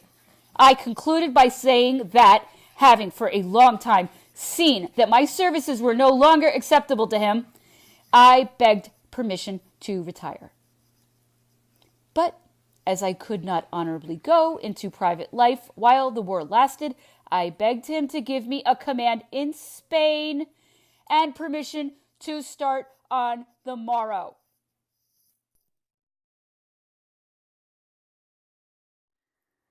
Caulaincourt had just said that he wanted to get away from Napoleon. The emperor answered me very quietly, "Who is doubting your fidelity? I know well enough that you are an honest man. I was only joking. You are too touchy. You know perfectly well that I hold you in esteem. Just now you are talking at random. I shall not reply to what you are saying." I was, I confess, so beside myself that far from growing calmer, I was on the verge of saying the most unbecoming things to the emperor. The Duke of Istria pulled one tail of my coat, the Prince of Neuchatel the other, and between them they drew me aside and begged me to retort no more. The emperor, who kept his patience and spoke, I am bound to admit, with the same kindness, seeing that I was beyond listening to reason, retired to his study and left me to those gentlemen, who tried vainly to lead me away and calm me. I had lost my head completely. At last I reached my quarters, firmly resolved to go. I did not retire to bed until I had put all my affairs in order and left everything arranged for my departure. Very early the next morning I asked Duroc to take over my duties and receive the emperor's orders. In vain did he remonstrate with me. A little later, the Prince of Neuchatel and Duroc came in succession from the emperor, who, not seeing me in the bedchamber at his rising, charged them to tell me that he did not want to hear any more about my going. But I persisted in my desire to be gone. Not seeing me, when he mounted his horse, the emperor sent twice for me, but I was not to be found. I wished to avoid the embarrassment of answering people with whom it was unfitting that I should enter into explanations of my refusal to attend His Majesty. Seeing that I did not appear, the emperor, having taken some turns about the town and stopped by the bridge, gave orders that I should be found and told that his orders were for me to come speak with him. I could not refuse obedience, and I joined him whilst he was inspecting the outworks in front of Vilna. As soon as I presented myself, he pinched my ear. "Are you mad to want to leave me?" he said. "I esteem you, as you know, and have no desire to hurt your feelings." whereupon he galloped off, pulled up soon afterwards, and began to speak of many other matters. Neither Duroc nor I could come to any other decision or say anything else except that it was impossible to leave him.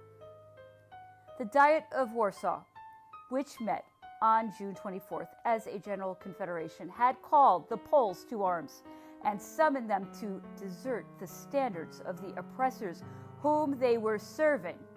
It sent a deputation to Vilna to lay its wishes and desires before the emperor, and also to stir up the Lithuanians.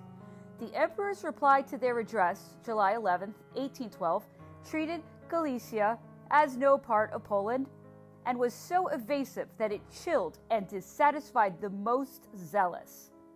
The emperor showed incredible activity during his stay at Vilna. 24 hours did not give him a long enough day. Aides de camp, orderly officers, staff officers were constantly on the roads. He waited with growing impatience for reports from the corps on the march. His first words to all who arrived were invariably, "How many prisoners have been taken?" The emperor's plans were taking shape, and late at night on July 16th, he left Vilna to join his guard at Sveziani. There the emperor received dispatches from the King of Naples giving details of a check to his cavalry.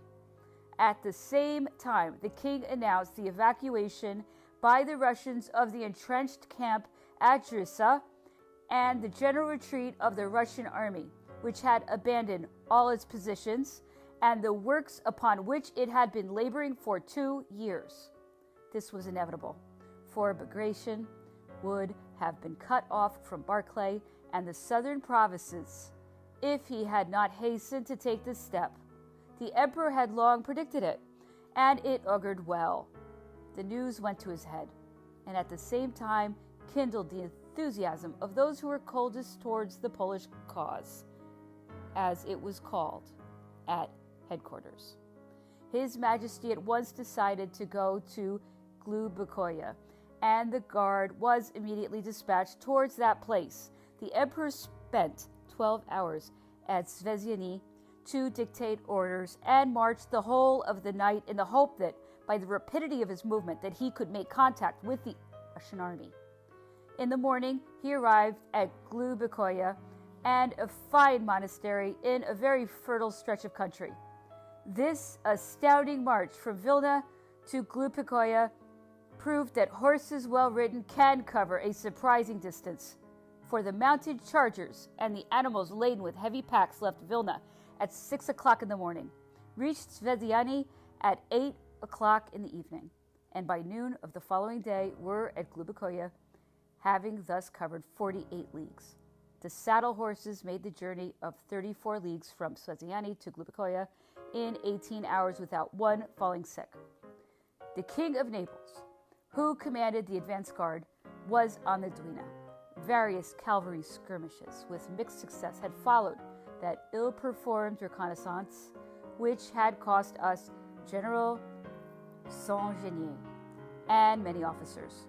The Russian army, having concealed its line of retreat, was able to effect it without being harassed, but the Marshal Prince of Eckmühl, by his rapid march on Mohilu, had cut off from the retreat of Prince Bagration, who engaged in a lively battle with the advance guard of Saltanovka in a vain attempt to reopen his communications.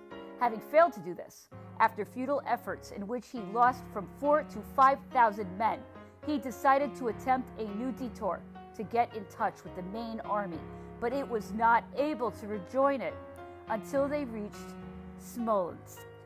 This affair was very costly in men, principally to the Russians, though very few prisoners were taken. It was ascertained at the same time that Tsar Alexander had left Polotsk on July 18th and his army some days previously.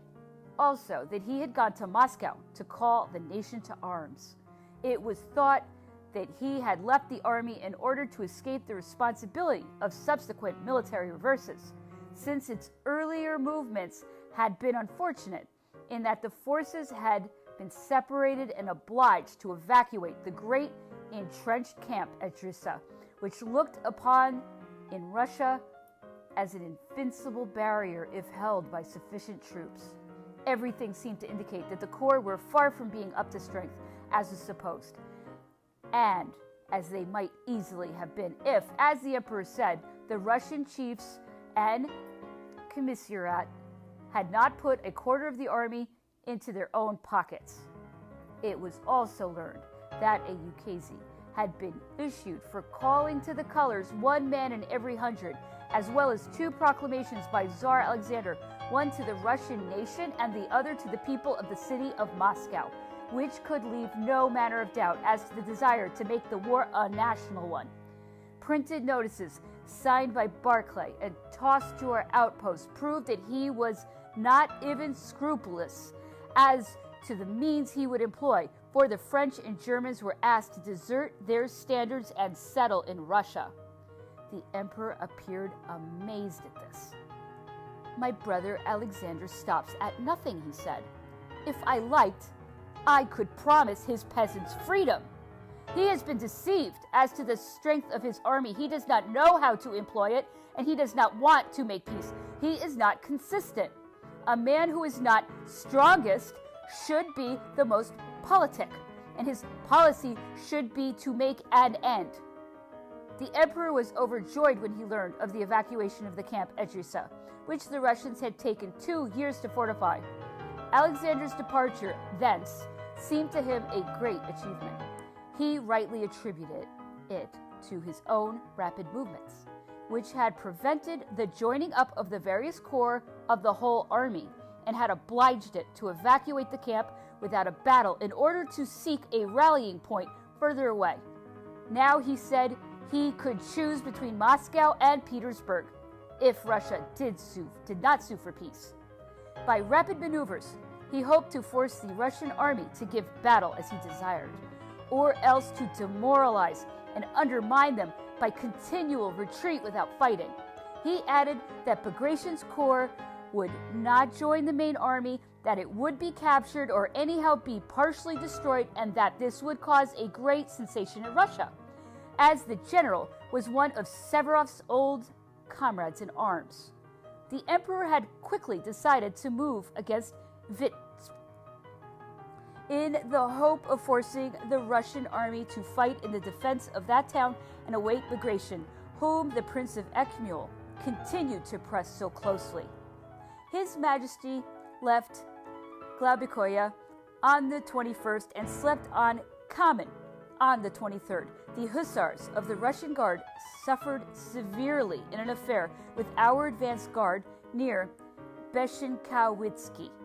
It was on reaching that small town that the emperor noticed that we had already observed for days past that all the inhabitants had fled, leaving their houses absolutely deserted, and that everything went to prove that this migration was in accordance with a definite plan carried out under orders recently issued by the government. From Beshenkowitsky to beyond Vitebsk, we were always in bivouac or under canvas. The emperor was so anxious for a battle that he drove the army forward with all his energy and all the brilliance of his genius.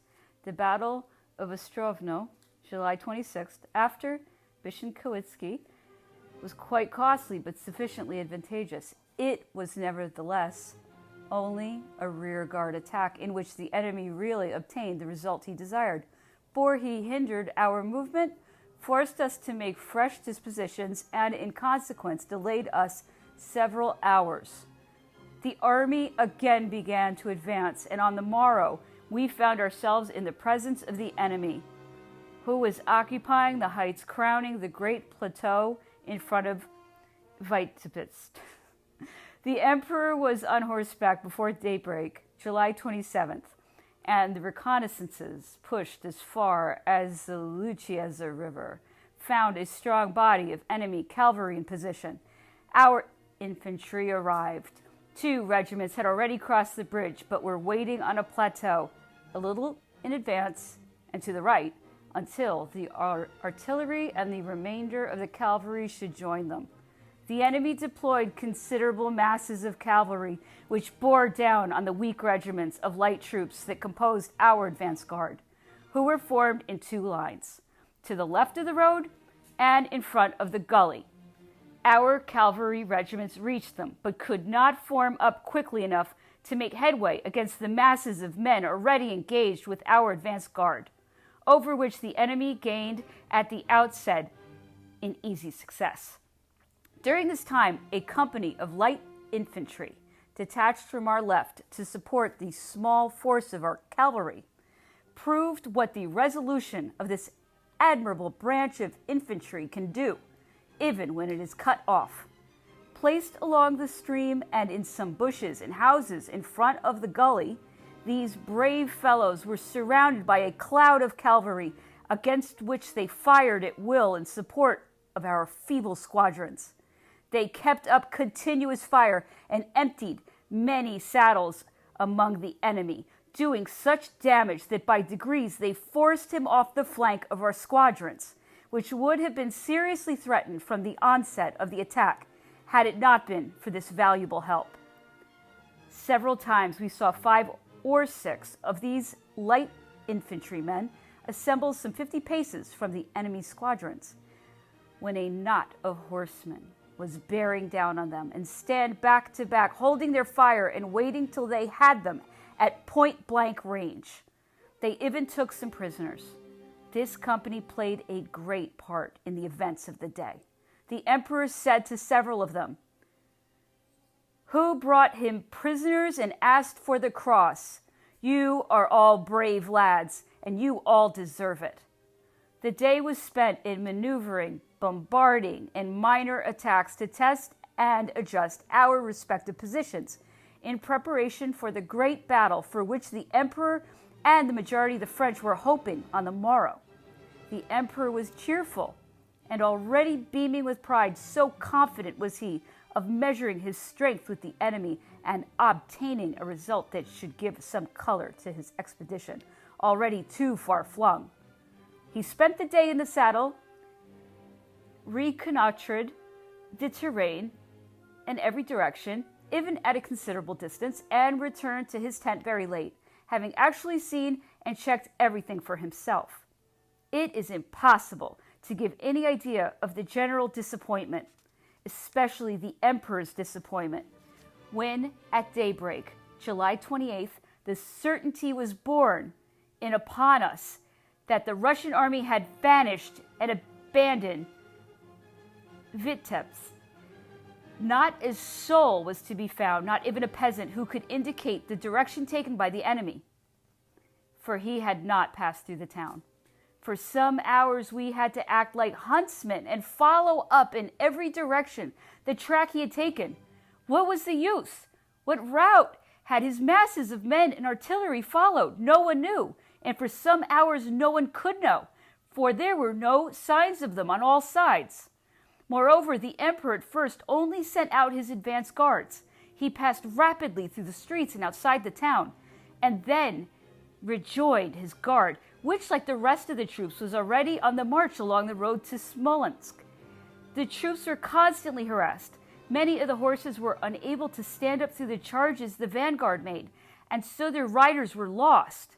The emperor bivouacked at Lakesna with the guard and remained there through part of the following day, July 29th, waiting for news. But there were no inhabitants to be found, no prisoners to be taken, not a single straggler to be picked up. There were no spies. We were in the heart of inhabited Russia, and yet, if I may be permitted the comparison, we were like a vessel without a compass, in the midst of a vast ocean, knowing nothing of what was happening around us. At last it was learned from 2 peasants who were caught that the Russian army was far ahead of us and that it had been on the move for 4 days. For perhaps more than an hour, the emperor remained undecided. Perhaps the Russians want to give battle at Smolensk, he said. Bagration has not joined up with them. We must attack them. At last he decided to give the army a much-needed rest. Part of the cavalry was already worn out. The artillery and the infantry were exhausted.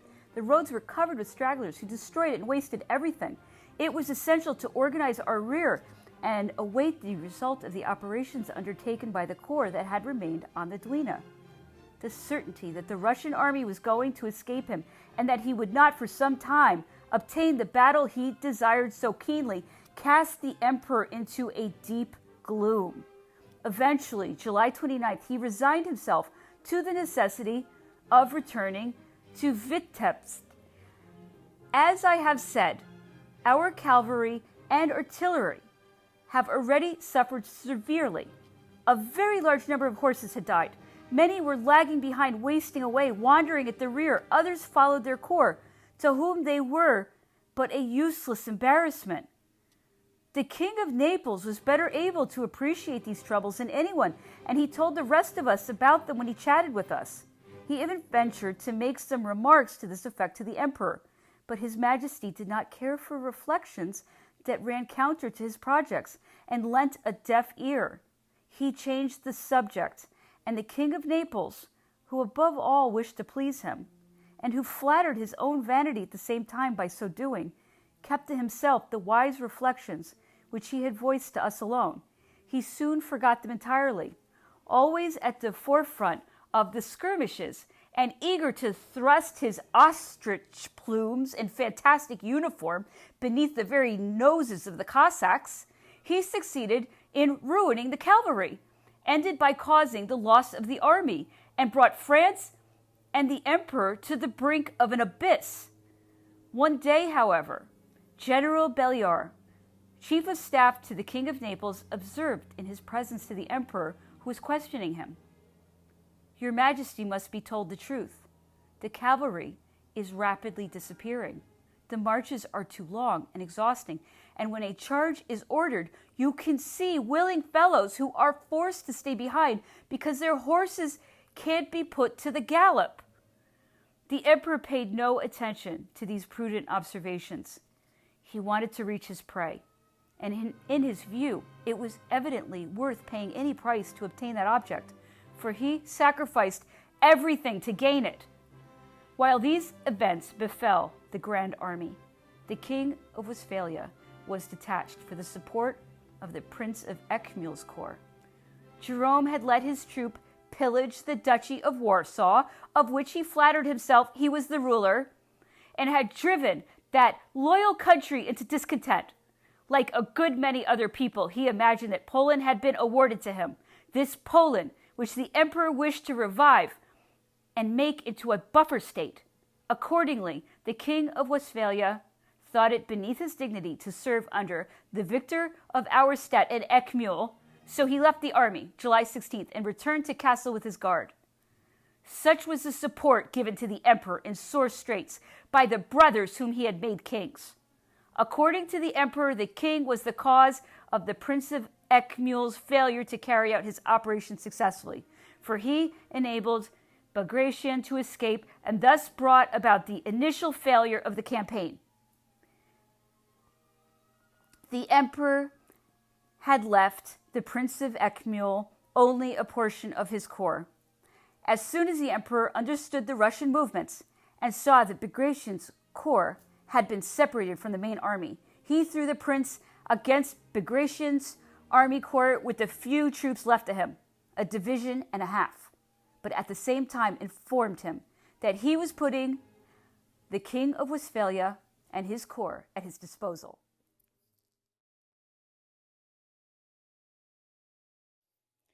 The prince, realizing the importance of the operation the emperor had entrusted to him, pressed forward, knowing that Bagration had long and difficult defiles to traverse between extensive marshes, and he resolved to forestall the Russian at the end of these defiles, even if only with the head of his column. He accordingly informed the king of his intended movement.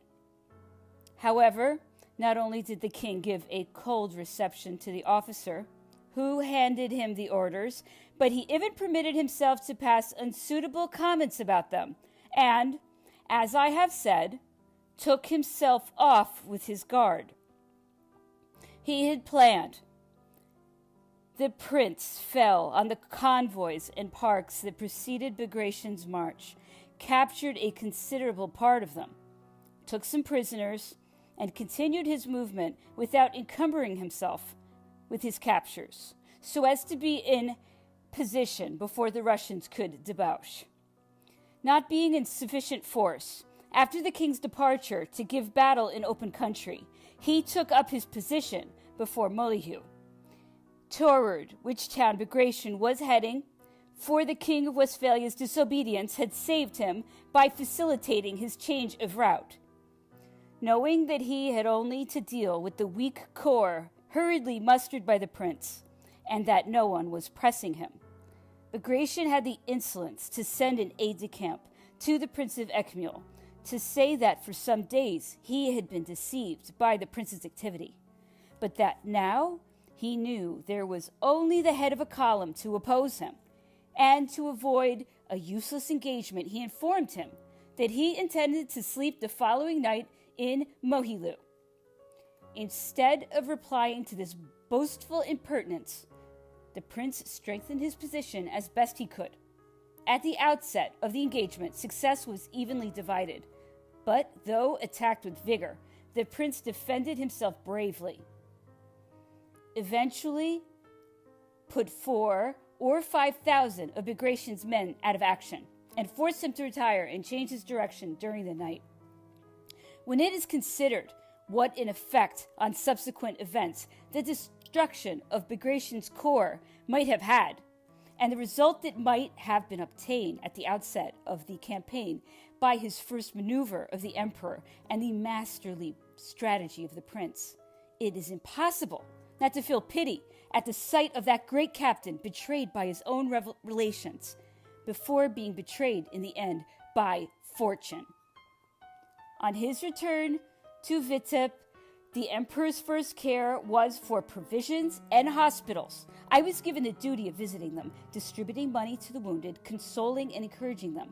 Never was there a situation more deplorable or a spectacle more heart-rending for those who could think and who had not been dazzled by the false glamour of glory and ambition.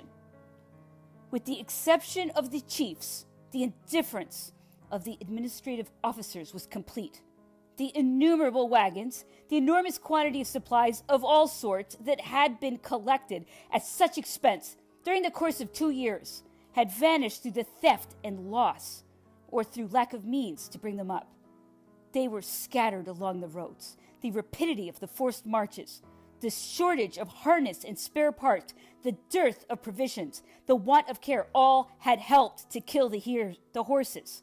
This campaign at express speed from Niemen to Vilna and from Vilna to Vitebsk had, without any result, already cost the army 2 lost battles, and it deprived it of absolutely essential provisions and supplies. To ensure that no indiscreet word should be uttered, the emperor had consulted no one. Consequently, our wagons and all our transport, built for metalled roads and to accomplish ordinary distances, were in no way suitable for the roads of the country we had to traverse. The first sand we came across overwhelmed the horses, for the loads, instead of being cut down in proportion to the weight of the vehicle and the distance to be covered, had been increased in the notion that the daily consumption would sufficiently lessen them. But in working out this scheme of daily consumption, the emperor had not taken into account the distance it would have had to be covered before the point was reached when the consumption would begin. The men, lacking everything to supply their own needs, were little inclined to pay any heed to their horses, and watched them perish without regrets, for their death meant the breakdown of the service on which the men were employed, and thus the end to their personal privations. There you have the secret and cause of our earlier disasters and of our final reverse. Disorder reigned everywhere, in the town as in the country around. Everyone was in want. The guard was no better provisioned than the other corps, and thence arose indiscipline and all its attendant evils. The emperor was angry and took the corps commanders and administrators to task with something more than severity. But this did no good in the face of the continued failure to bring up rations. from a spirit of inexplicable and unpardonable meanness, the provisioning of the ambulances had been inadequate.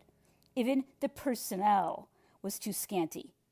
Never had carelessness been carried to greater extremes by the underlings of the administration. Never had the courage of unfortunate men had been more abused. The army surgeons and the administrative chiefs, as praiseworthy for their zeals as for their talents, were in despair at the state in which they found the hospitals. In vain did they endeavor to make up by their care and attention for whatever was lacking. We had got only so far as Viteb. We had not fought one battle, and there was not even any lint. The emperor was extremely preoccupied, and though such behavior was by no means usual with him, was often in such surly humor that he was careless in the expressions he used towards those who displeased him. He was greatly struck by the departure of the townsfolk and the flight of the country people.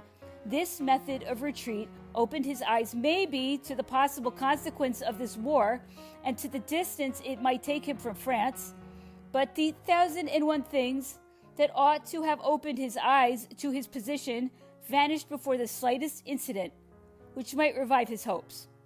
A captured Russian officer brought to headquarters raised his spirits. He assured the emperor that battle was certain to be given before Viteb, that it had only been put off because a letter had been received on the 27th from Prince Bagration containing news that he would not be able to join the army until they reached Smolensk.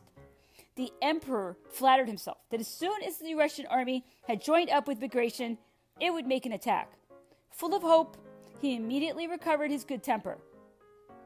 The King of Naples, who, like the emperor, had constantly been nibbling at the Russians while doing 10 or 12 leagues a day, and whose hopes for a success on the morrow had hindered him from calculating his daily losses, realized his weakness as soon as he was in position. He saw with apprehension the decreasing strength of his regiments, most of which were reduced to less than half their numbers. Forage and stores of all sorts were lacking, for his forces were always in close order and on the alert. Arrangements had not been made for rationing the men during the first few days, and the Cossacks were already hindering them from bringing up stores. The horses were not shod, the harness was in deplorable state, the forges, like all the rest of the material, had been left in the rear. The great number of them, indeed, had been abandoned and lost. There were no nails, no smiths, and no supplies of iron suitable for making nails. For some days the men returned to grinding corn, and to ovens built by the emperor's orders were put into service. He strove to infuse everyone with his own activity, but everything proceeded listlessly. No amount of reasoning, not even the experience he had met with since Niemann, nothing could enlighten him as to the fatality looming ahead. If the emperor occasionally saw the situation and the consequences of this war in their true light, if for a moment he spoke of it dispassionately, the next instant his conversation took an entirely different turn. He was obsessed once more by his old illusions and returned to this gigantic projects. The most insignificant skirmish, the arrival of reinforcements, the appearance of some ammunition wagons, a report from the King of Naples, a few cries of Vive l'Empereur at a parade, and above all the letters from Vilna were enough to turn his head once more. The Prince of Neuchâtel was snapped at all day long and overwhelmed with distasteful business in return for his freedom of speech, his inconceivable activity, his unflagging devotion.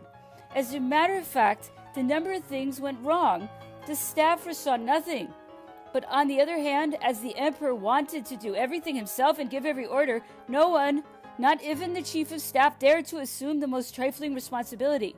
The administration, deprived, as we have seen, of the means of execution and transport, was quite unable to produce the results demanded by an emperor, or to carry out orders which he gave without troubling himself as to how they should be executed.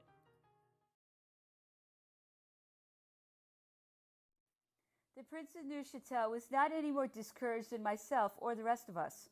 We made it a point to seize every opportunity of enlightening His Majesty about the real state of affairs, to allay that spirit of excitement which tended to drive us forward, trusting in luck alone. Never was the truth so dinned into the ear of a sovereign, though, alas, to no effect. But it is only fair to say that, if the emperor was far from welcoming the truth, because it ran counter to his wishes, he did not reject it violently. At bottom, he was not even unduly aggravated with those who had the courage to tell it, perhaps because he attached no value to it. Those who had access to the emperor were worried as much over the state of irritation engendered in him by the annoyances of the campaign as they were by the intoxication arising from his illusions, which last were encouraged by the very small number of persons who still shared them. The detractors of this great epic may say what they like. Never was sovereign surrounded by more capable men, men who were honest before all else and not mere courtiers, however strong the admiration and attachment which they professed for the great man. In spite of the varying shades in character and habits of each of them, wherever the emperor cared to probe, he was sure to find, if he wanted it, a sterling and even disagreeable truth rather than mere flattery. Whether because there had been a surfeit of glory or because common sense had taught us to distrust its glamour, the fact remains that no one was intoxicated with it. We remained moderate and good Frenchmen above all. It must be credited to the honor of the emperor that his principles, his impartiality, the staunchness... What is this? What was that? Doggies. Doggies. Okay. It must be credited to the honor of the emperor that his principles, his impartiality, the staunchness of his confidence, which kept the spirit of intrigue at arm's length, had all contributed to the birth and growth of these noble sentiments. The master's well-known dislike of any change among his entourage gave everyone a sense of security which proved greatly to the advantage of truth. His strength of will had united all opinions and checked all private ambitions. France and the emperor were blended in a glory which had become common to both.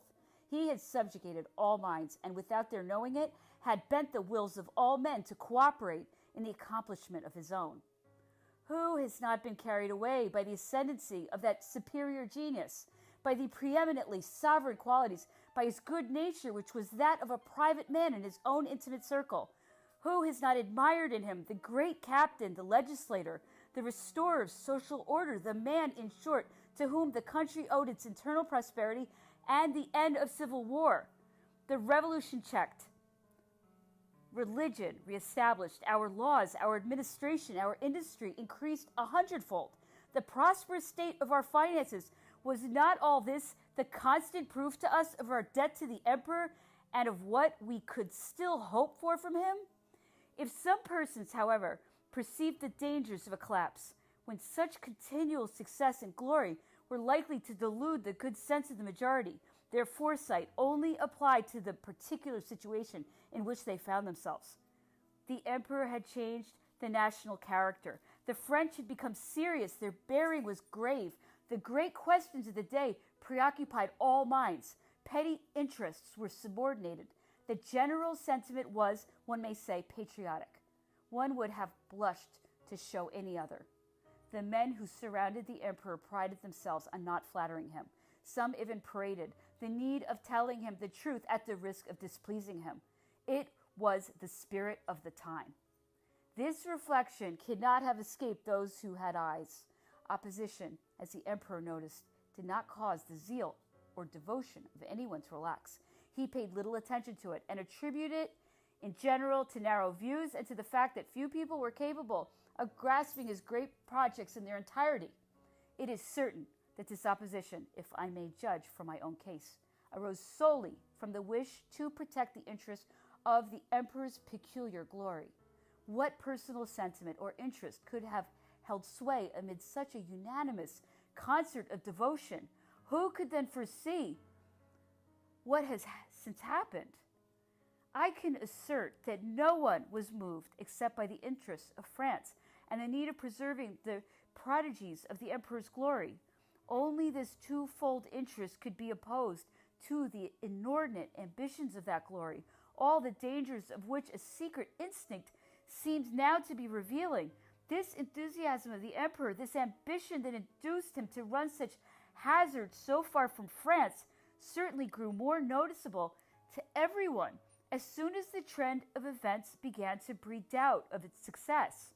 Moreover, everyone condemned it in him privately, but peace, always rejected by England and forever, represented the emperor as the motive of all his enterprises, justified him in the eyes of a nation over which, for some time to come, power and imagination would still hold more influence and even more dominion than reason and experience.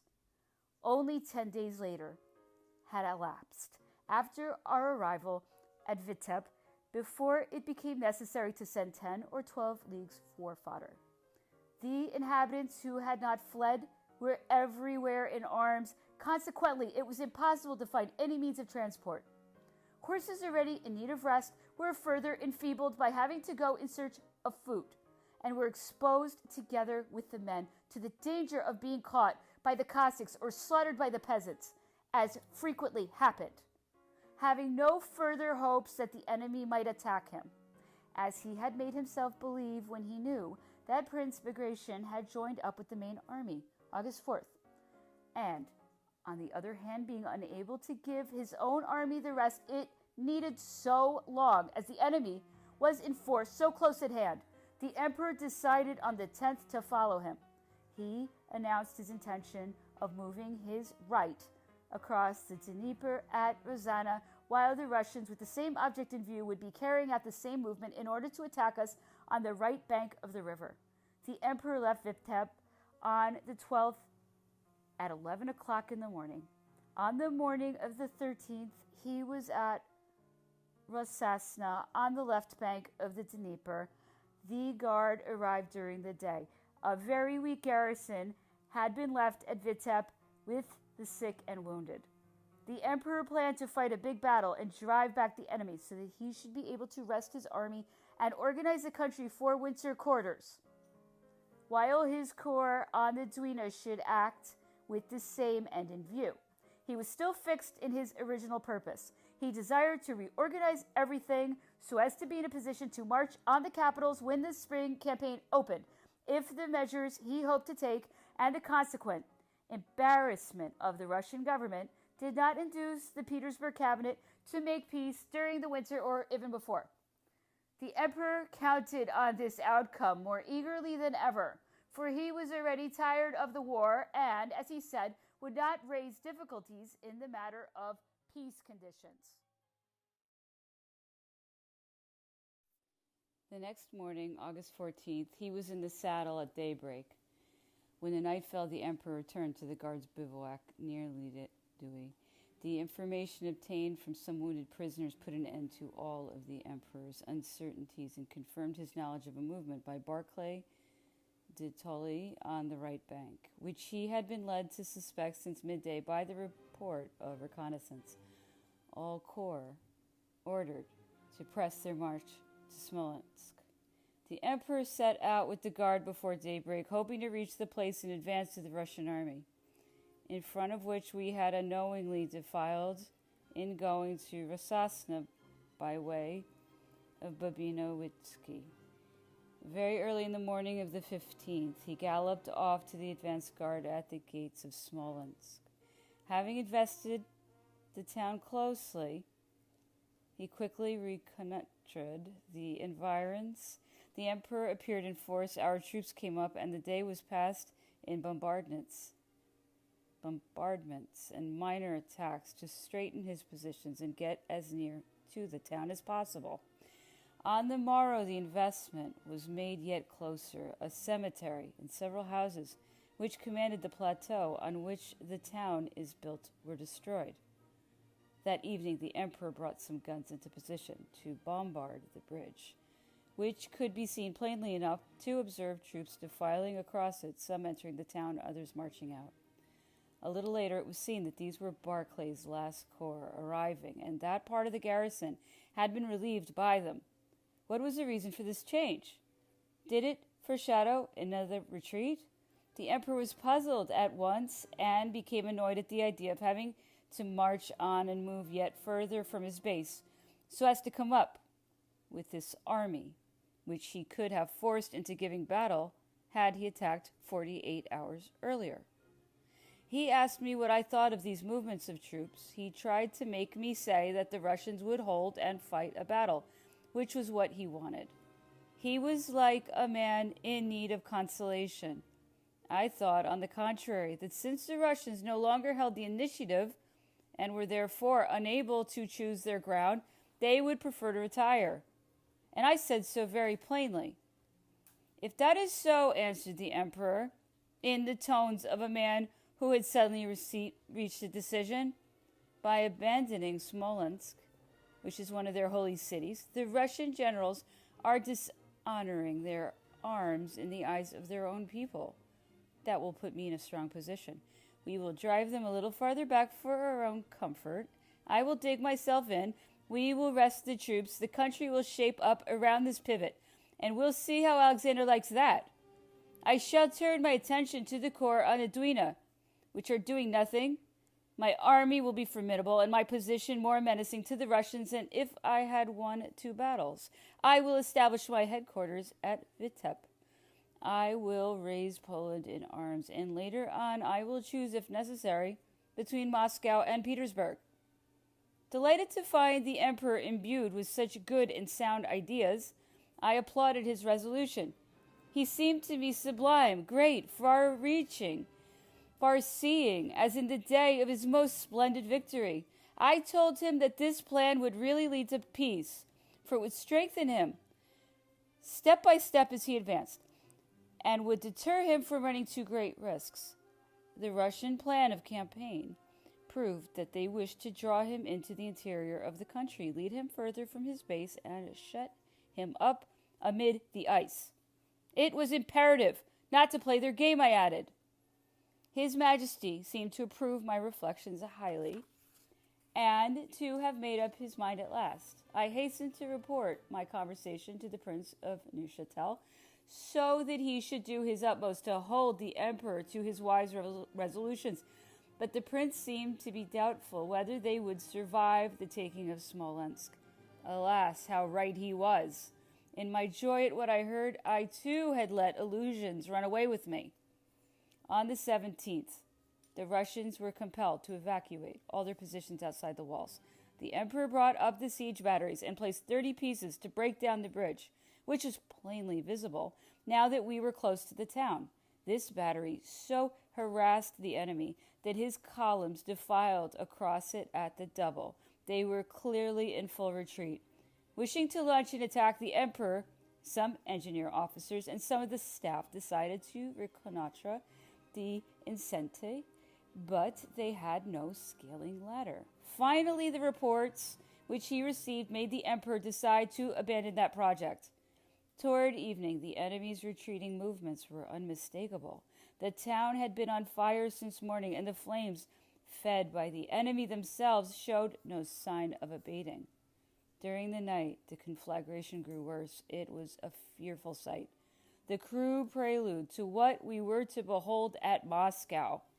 Unable to sleep, I walked about. It was 2:00 in the morning, reflecting mournfully on the consequences that must ensue from this war if the emperor did not hold to the good intentions he had shown on the previous day. These scenes of horror and devastation inspired in me, I believe, a presentiment of those of which I was later to be the unhappy witness. My conversation with the emperor continually came to my mind and consoled me a little, but the Prince of Neuchatel's observations were no less insistent, and past experience inclined me all too strongly to share his opinion and his apprehensions. The night was cold. I drew near to a fire burning before the emperor's tent, on the side facing the town, and was growing drowsy as I sat before it, when His Majesty came up with the Prince of Neuchatel and the Duke of Istria. They gazed at the flaming town. It lit up the whole horizon, already studded with the sparkle of our own bivouac fires. An eruption of Vesuvius, shouted the emperor, clapping me on the shoulder and waking me from my stupor. Isn't that a fine sight? Monsieur le Grand Écuyer? Horrible, sire. Bah, he said. Gentlemen, remember the words of a Roman emperor. A dead enemy always smells sweet. We were all taken aback. For my own part, I at once recalled what the Prince of Neuchâtel had said, and this and the emperor's remark long haunted my inmost thoughts. I looked at the prince, and we exchanged glances as men who understood each other without speaking. At 4 o'clock in the morning, August 18th, some marauders who had been on the watch made their way into the town through old gaps that the enemy had not so much as repaired, and at 5 o'clock the emperor learned that the place was evacuated.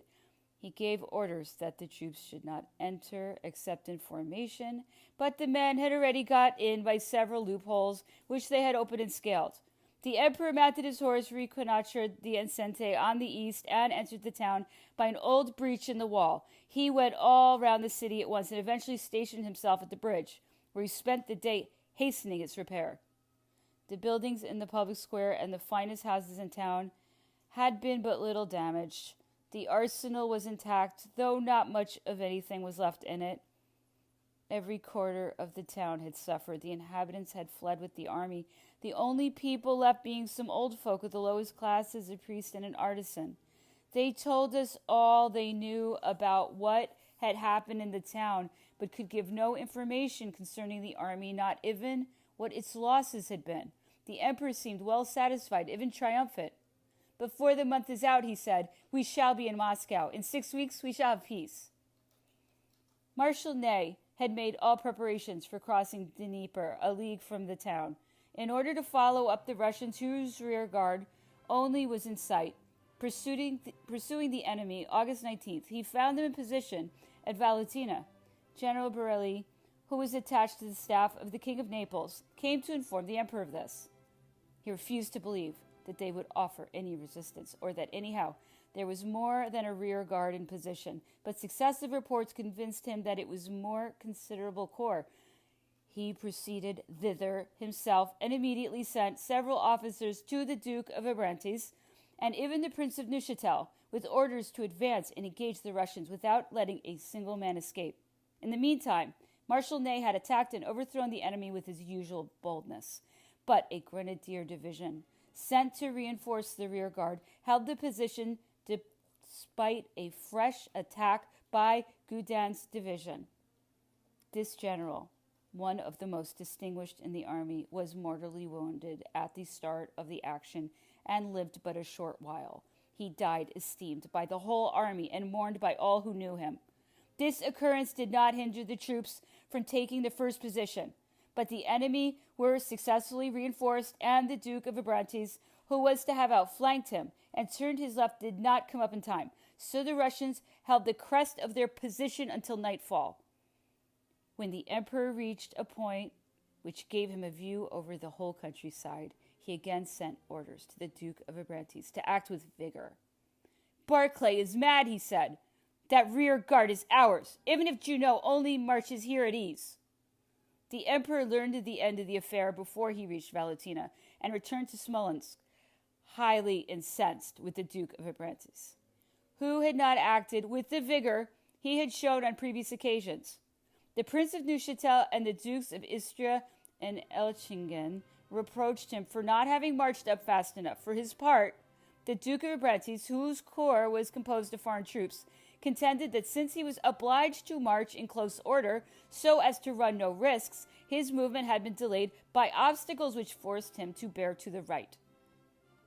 From what the Prince of Neuchâtel and the King of Naples said, no such obstacles existed. I remember the different reports that were made to the emperor. At the sound of gunfire, the King of Naples went in person to the Duke of Abrantes, whose corps was in front of his own. Seeing how useful and indeed how glorious a division he could make, the king pressed him to hasten his movements. You are annoyed at not being a marshal, he said. Here's a fine chance, take it. You are sure of winning your baton. While waiting for his cavalry to come up, the king placed himself at the head of Württembergers, who formed the Duke's advance guard with the object of beginning and pressing on the advance, at the same time making the Duke promise to support him. When the king put his cavalry to the charge, they would have distinguished themselves and driven back the Russians. But the Duke of Abrantes' court did not follow up, and the king was obliged to slacken his movement for fear of being cut off. He had to wait for his own troops, who, still at some distance, were moving up at the trot. The emperor's anger can readily be imagined when he received several reports of what had taken place.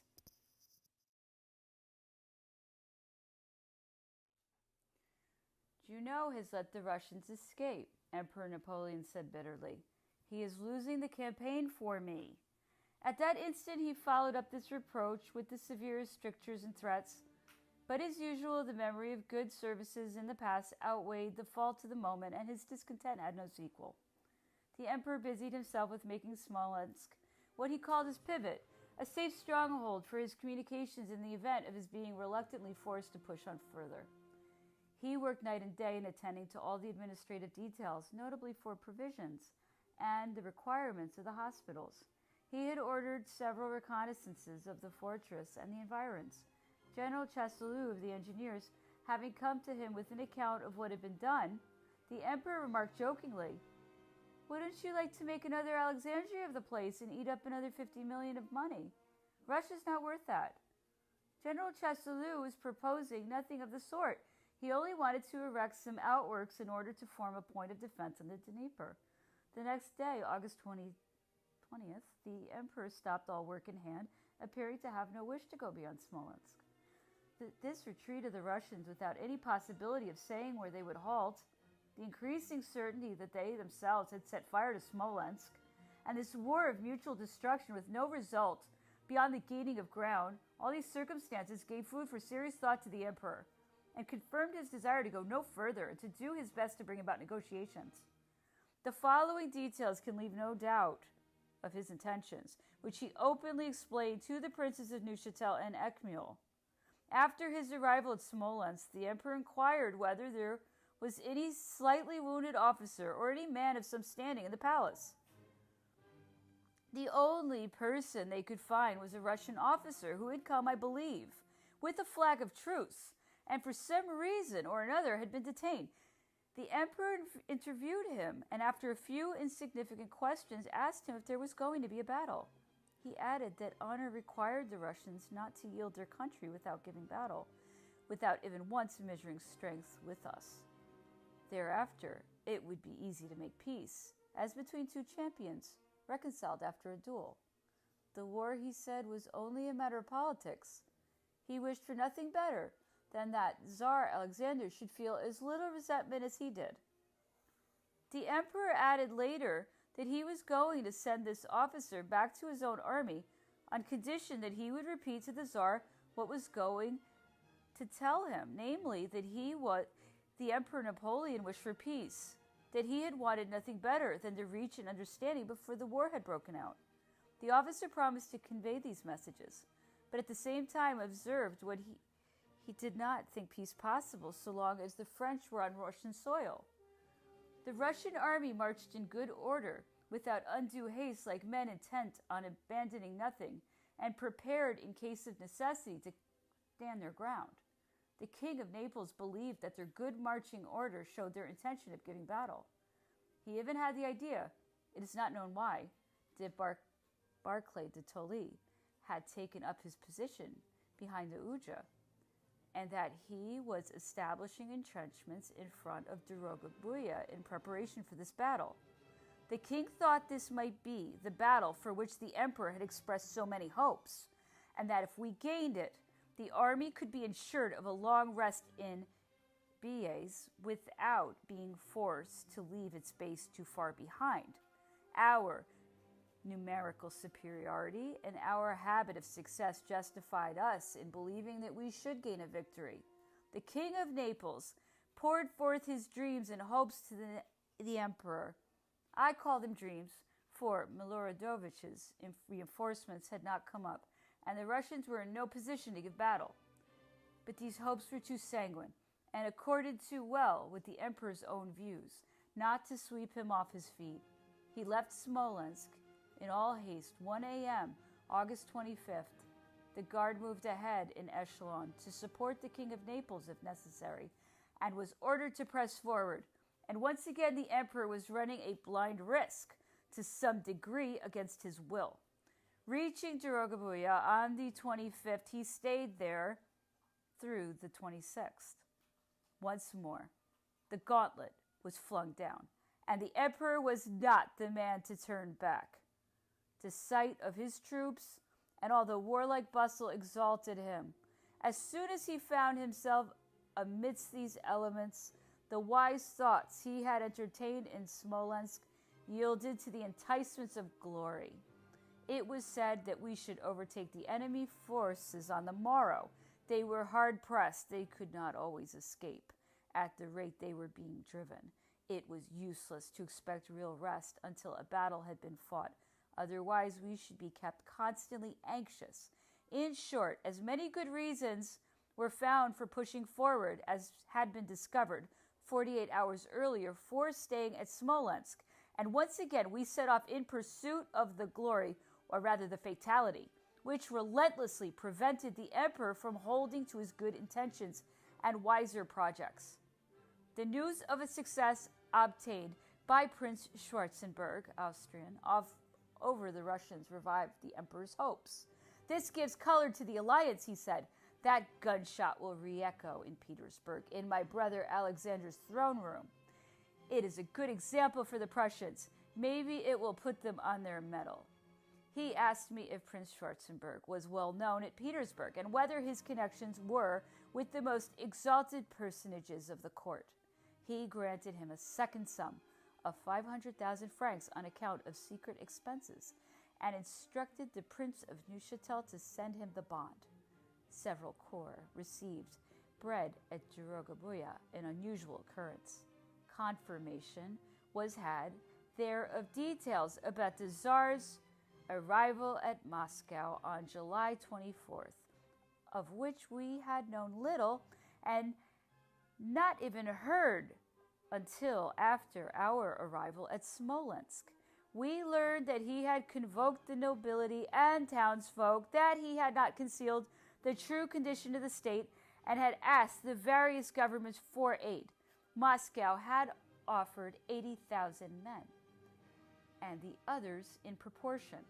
Little Russia had given him 18,000 Cossacks, and private individuals had supplied battalions, squadrons, and companies, all fully equipped. To give this armament a national and religious character, Archbishop Platov had offered the Tsar the miracle-working icon of Saint Sergius, which His Majesty in turn had given to the Moscow militia. In short, a crusade was being preached against the French. From Dorogobuya, the army marched almost in line. The king's cavalry, the guard, the First Corps, and Marshal Ney's corps on the road, the Poles on the right, the Viceroy, Prince Eugene, on the left. We found ourselves on the highest plateau in Russia, the watershed from which the Volga flows into the Caspian Sea, the Dnieper into the Black Sea, and the Dwina into the Baltic. Since crossing the Dnieper, the troops and the artillery had become exhausted by the sand, but Barclay's supposed readiness to give battle made us hold to what semblance we could of mass formation. Some believed that the burning of the cities and market towns which we entered was due as much to the disorders of our vanguard as to the Cossack rearguard, who cared little for Russia.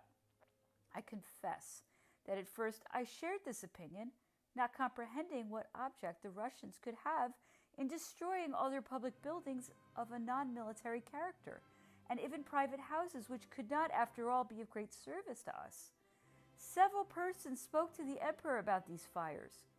He ordered my brother to take a strong detachment of the guard August 29th near Vyazma and press the enemy so closely as to enter the town on the heels of their rear guard, thus finding out at first hand what really happened and whether the Russians actually started any fires. The emperor instructed my brother to keep order in the town and to not let a single straggler remain there. These orders were obeyed to the letter. The enemy rear guard was in position, but evacuated the town after a hot engagement. My brother entered Vyazma in hot haste with some sharpshooters. The town was already on fire in several places. He saw Cossacks set light to inflammable material, some of which he discovered in various quarters where fire broke out later. Before the last Cossacks had to flee, he set our troops to subdue the fire. Everyone worked his hardest, and some houses were saved, together with supplies of grain, flour, and brandy. At first, everything was saved from pillage, but that did not last long. It was ascertained from particulars supplied by some of the inhabitants who had stayed in their houses that complete arrangements had been made by a detachment of Cossack rear guard long before our arrival, and that the place had been set on fire as soon as we came in sight. Everyone was taken aback, the emperor as well as his men. Though he affected to turn this novel method of warfare into a matter for ridicule, he often spoke to us jokingly about what he called a people who burned their houses to prevent our sleeping in them for a night. In spite of these fires, after leaving Dorogobuya, those who were first on the spot found plenty of food, brandy, and even wine. The horrible spectacle of this dreadful destruction was therefore less staggering to men who found something to put in their stomachs, not to mention their knapsacks and canteens. There had been such desperate want and privation, such exhaustion, and Russia had appeared at first such a forbidding country that for most men the belly had become the sole barometer of feeling, belief, and judgment. In Poland, everything had been lacking. At Vitebsk, by dint of infinite pain and care, we had fared meagerly.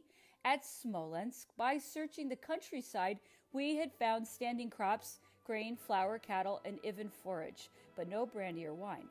After Dorogobuya was in flames, but the shops and cellars were well stocked, even to the point of luxury. The houses were soon found to contain hiding places where abundance of everything was discovered. The soldiers pillaged, nor could this be stopped, since there was no issue of rations, nor, as we were marching without transports and living from hand to mouth, could there be any such distribution. Most of the men fared well, even very well. It was the officers alone who sometimes suffered privation, for they did not enter houses until after the ransacking, and so could not share in the plunder.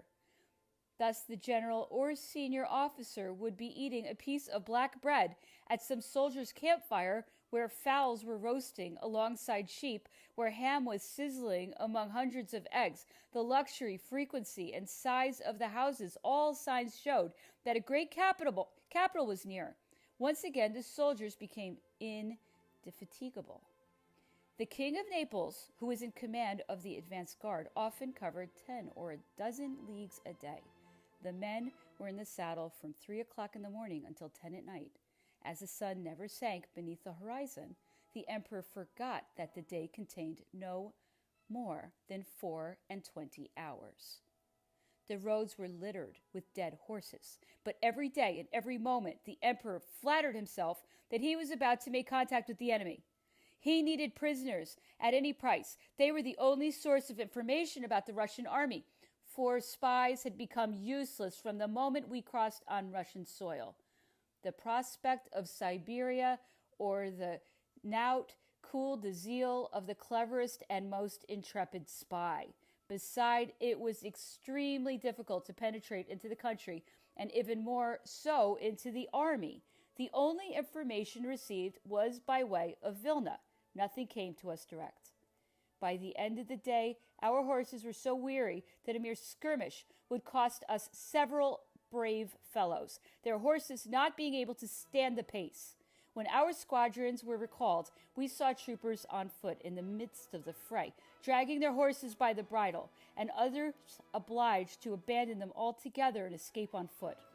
The Prince of Neuchâtel, Counts Duronel and Lobau, and some other brave men in the emperor's entourage were continually presenting him with a picture of what was going on and urging him to husband what resources he had left if, as he said, he desired to meet the enemy in battle or to push forward to Moscow.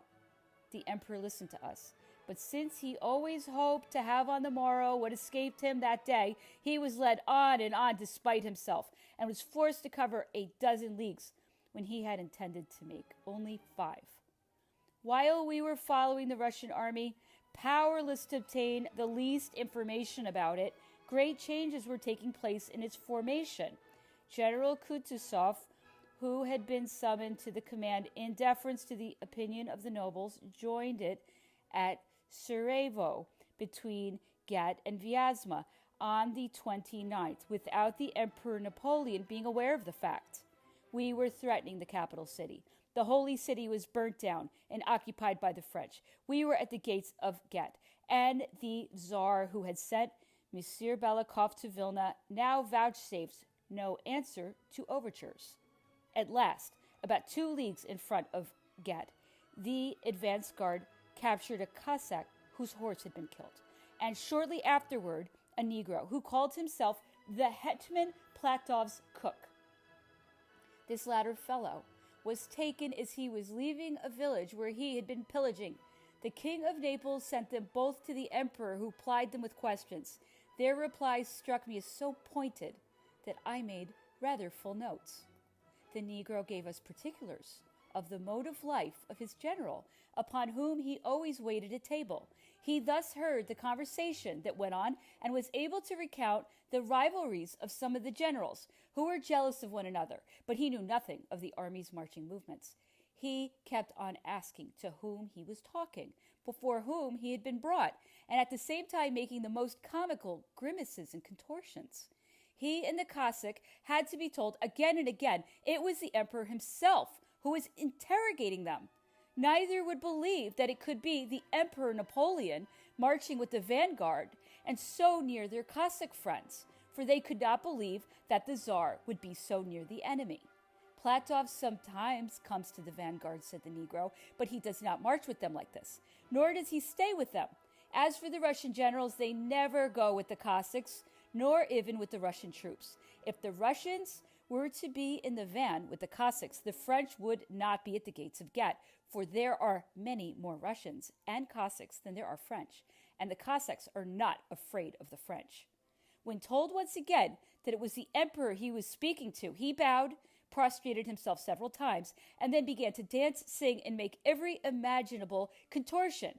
This Negro had assured to the King of Naples, who had no guide, that he knew the entire countryside, so His Majesty ordered the man to be sent back to him, and this was done. The emperor then had the Cossack brought before him. He had been kept to one side while the Negro was being questioned. He was a man between 30 and 36 years of age, dark, 5 feet tall, with quick eyes and an open and intelligent face and a serious air. He was apparently much distressed at finding himself a prisoner. He was especially troubled at having lost his horse, his money, and what he called his little package. That is to say, the effects he had taken or stolen, which he carried on his saddle and used for padding out his seat. The emperor told me to give him some gold pieces and lend him a horse from the stables. This consoled him, and his confidence was soon restored. He then talked as much as was wanted. Attached to the rear guard, he had seen nothing of the main army since Smolensk. It had suffered greatly in what he called the battle, that is to say, at Smolensk. It would fight another battle in front of Moscow. The Russians complained bitterly of Barclay, who they said had prevented them from fighting at Vilna or Smolensk by shutting them up in the town. Kutuzov had reached the army to replace Barclay 2 days previously. The Cossack had not seen him, but a young staff officer had come on the previous day to speak to the Cossack officer and had disclosed this news, adding that the nobles had forced the Tsar to make this change, and that it was warmly welcomed by the army. This news, which seemed highly probable to the emperor, afforded him the greatest pleasure, and he repeated it to everyone. Barclay's temporizing nature was wearing him out. This retreat, in which nothing was abandoned despite the inconceivable activity of the pursuers, gave no hopes of obtaining from such an adversary the result he so much desired. This plan of theirs, the emperor would sometimes remark, will give me Moscow. But a good battle would finish the war sooner and lead us to peace. And that is how we are bound to finish it anyway. On learning of Kutuzov's arrival, he immediately observed with an air of satisfaction that the Russian general could not have come for the purpose of continuing the retreat. He would certainly give battle. He would as certainly lose it, and deliver Moscow to us, for he was too near the capital to save it. Thanks were due to the Tsar for having made this change at such a moment, which could not have been more propitious. The emperor commended Marshal Kutuzov on the score of his intelligence, but spoke of his ineptitude at Austerlitz and of his maneuvers there and in Turkey, adding that, with the finest army of the Russians had ever had on the Danube, he had not been able to make peace at the gates of Constantinople or to seize Wallachia. With an enfeebled and demoralized army, he would certainly not prevent the French from reaching Moscow. Kutuzov would have to give battle in order to please the nobles, and in a fortnight the Tsar would have neither a capital nor an army. True, this army would have had the honor of not yielding the ancient capital without a struggle, and this was probably the Tsar's intention in making this change in the command, as he could then make peace without incurring the reproaches and censure of the high nobles who had chosen Kutuzov, and upon whom in consequence could be imputed the effects of any reverses they might encounter. Undoubtedly, this had been his motive in yielding to his nobles. The emperor continued to question the Cossack, whose answers were all given with spirit and showed a degree of intelligence remarkable in a common soldier. If Alexander's Russian soldiers, especially his generals, were like the Cossacks, you and your Frenchmen would not be in Russia, he told the emperor. If Napoleon had had Cossacks in his army, he would have been emperor of China long ago. It is the Cossacks who do all the fighting. It is always their turn.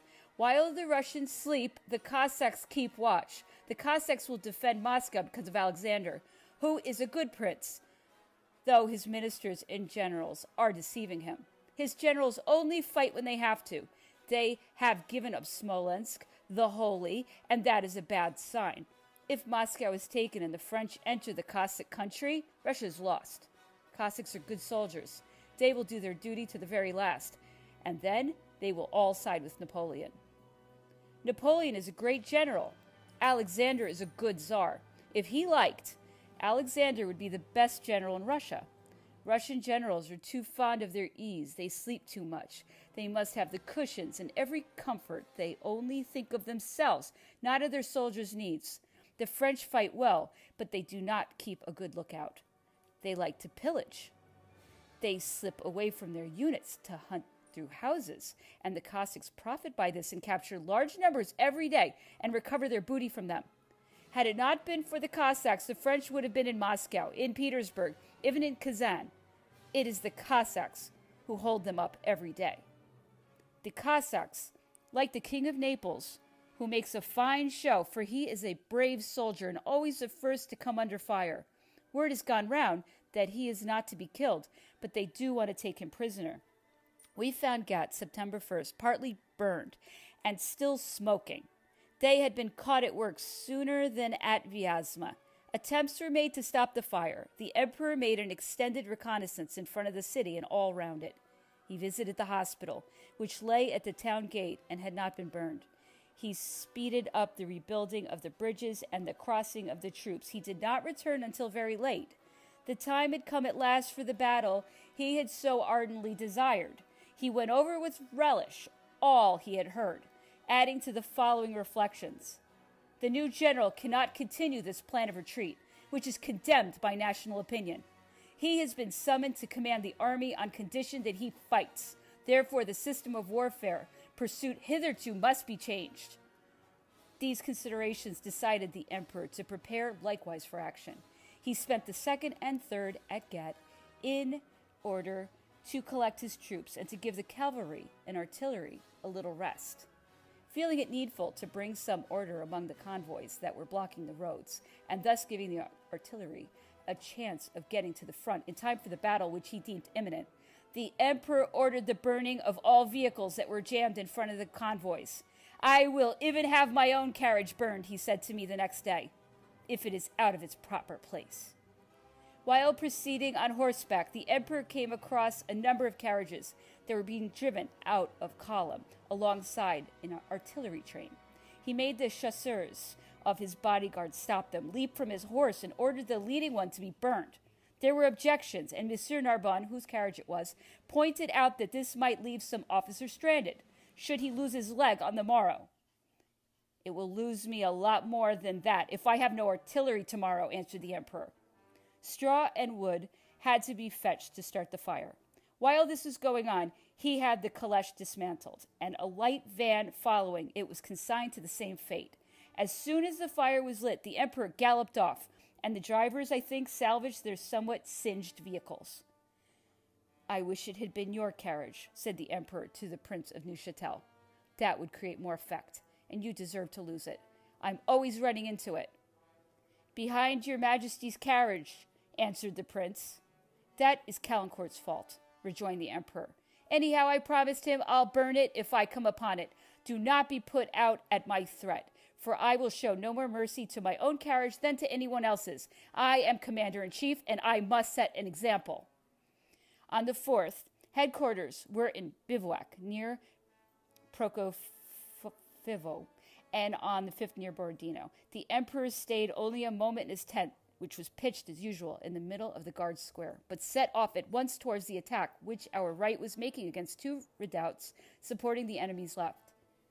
This attack was carried out with such vigor that we were masters of the forts in less than an hour. The troops were ordered to remain in position, and the infantry in square. This was a wise act of foresight on the part of the emperor, because half an hour after dusk, and long after the action had taken place, Russian cuirassiers, supported by infantry, charged on our squares with great vigor, making for the redoubts, which they hoped to force us to evacuate and allow them to occupy during the confusion of the night attack. The first square, taken unawares, lost its artillery and some men. The others, put on their guard by firing, held firm, and the Russian cuirassiers, badly mauled by our guns and musket fire and ill supported in their attack, were obliged to retire and leave us to these redoubts, which were the key of their position. Our troops even gained a little ground when they pursued them in the dark, and we established ourselves at the edge of a wood, which it was of the utmost importance for the enemy to retain, if only to delay our attack and afford a post from which to observe our movements. During the night, the emperor went through our encampment, inspected the captured redoubts, rode several times up and down the line to judge with his own eyes as to the enemy positions and their strengths at this point. At the same time, he visited his troops, as was his custom, on the eve of battle. At daybreak, September 6th, the emperor went once more to the principal redoubt, and under cover of the wood, the whole of which had been occupied during the night, he and the Prince of Neuchâtel and I approached very close to the enemy position. His Majesty then traversed the whole extent of the line, more particularly the center and the left, which he reconnoitred as far as the outposts. He returned once again to the center, occupied by the King of Naples, so that he could explain all his dispositions on the spot. He then visited the extreme right, which was under the command of Prince Poniatowski, who had fought a brilliant engagement at the head of his poles on the previous day and had gained much ground. The resistance of the Russians at this point was not what it ought to have been, nor what it had been elsewhere.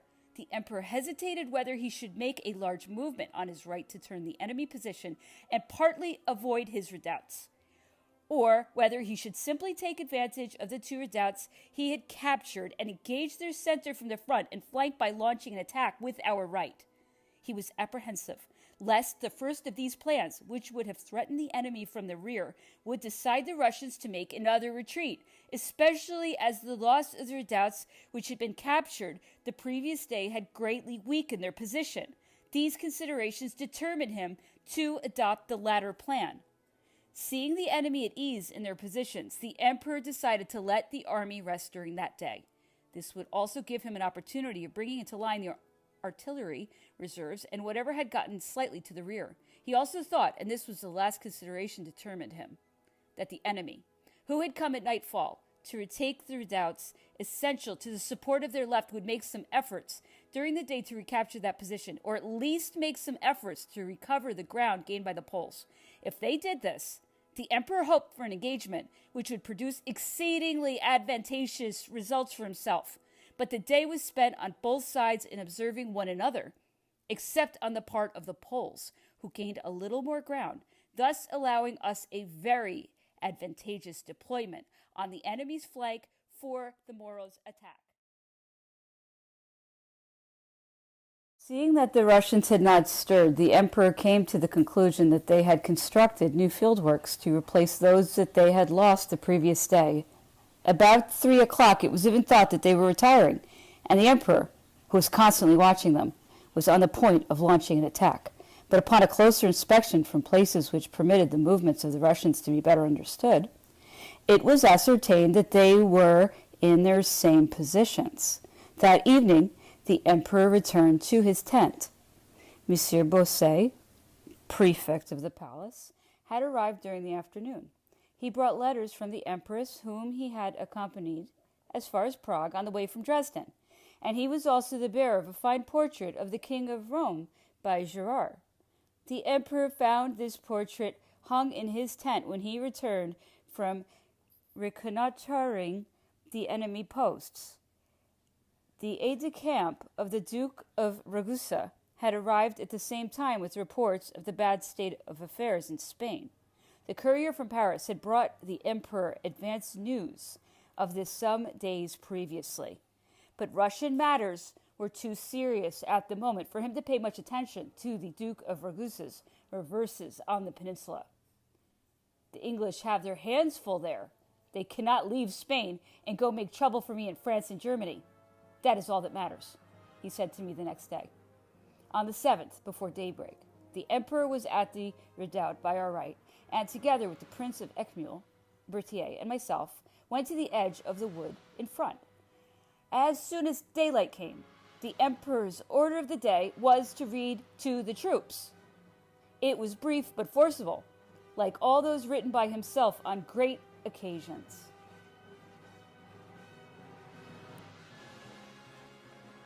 The Poles, the King of Naples with his cavalry, who were on the left, and the Prince of Eckmühl's troops were in motion before daybreak. Their attack was impetuous, and the defense stubborn. Prince Bagration, facing them, resisted vigorously and tenaciously, but our troops were so full of enthusiasm that nothing could stop them. General Campan, who was wounded in these first attacks, was replaced by General Rapp, who shared a like fate at the head of these same brave fellows. Generals who were killed or wounded were replaced without the least sensation being caused, without the action being in the least delayed, even when the Prince of Eckmühl himself was hit. Marshal Ney overwhelmed and broke up the advanced corps of the center with his usual boldness. At 7 o'clock, there was at this point a cannonade and a roar of musket fire such as had not been often heard.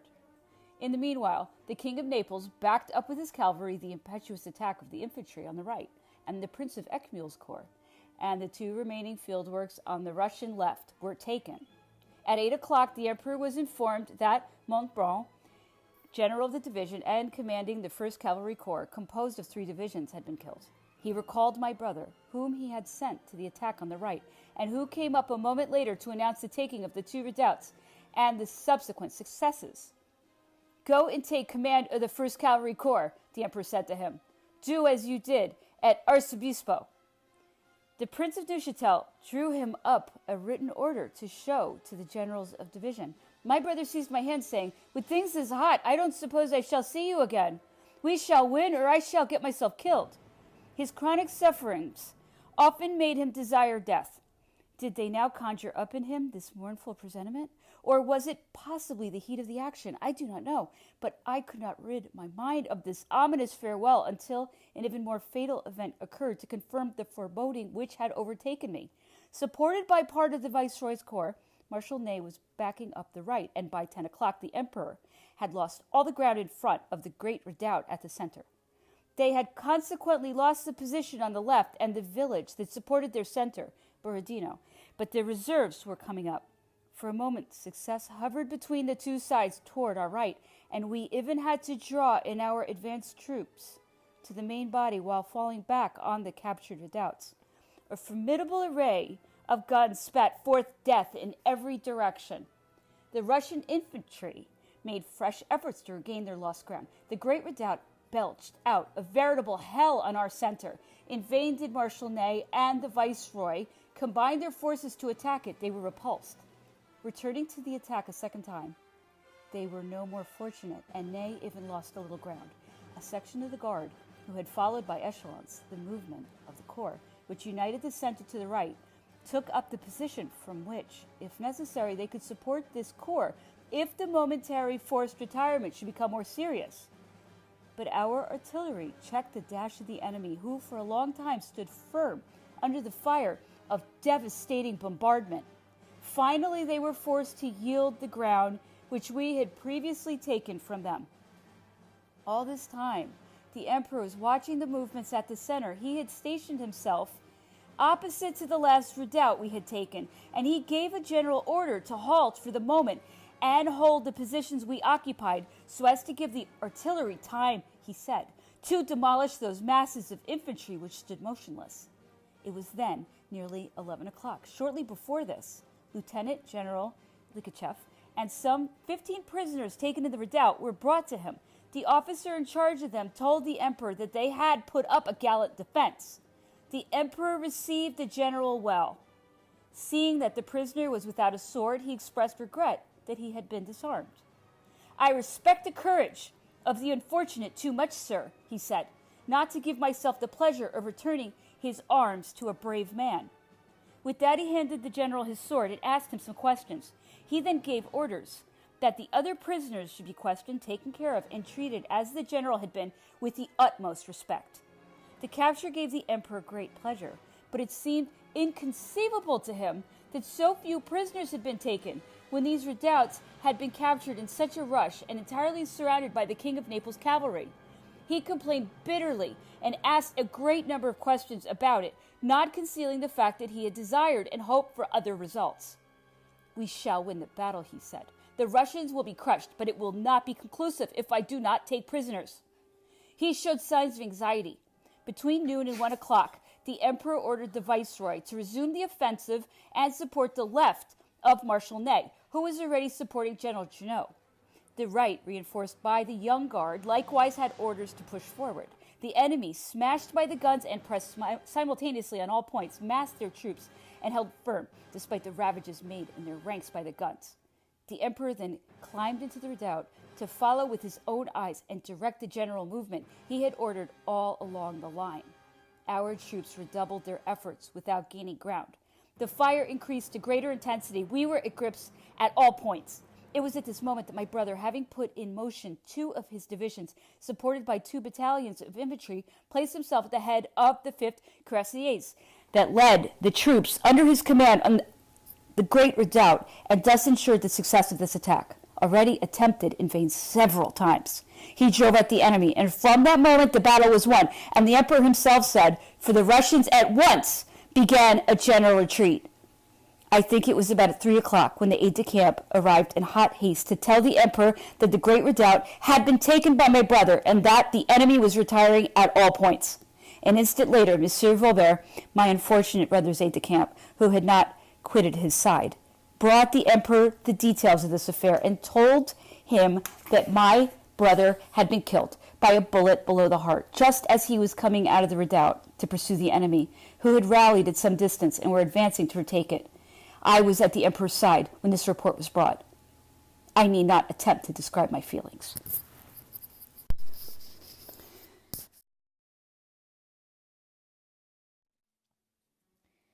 "He has died as a brave man should," said the emperor.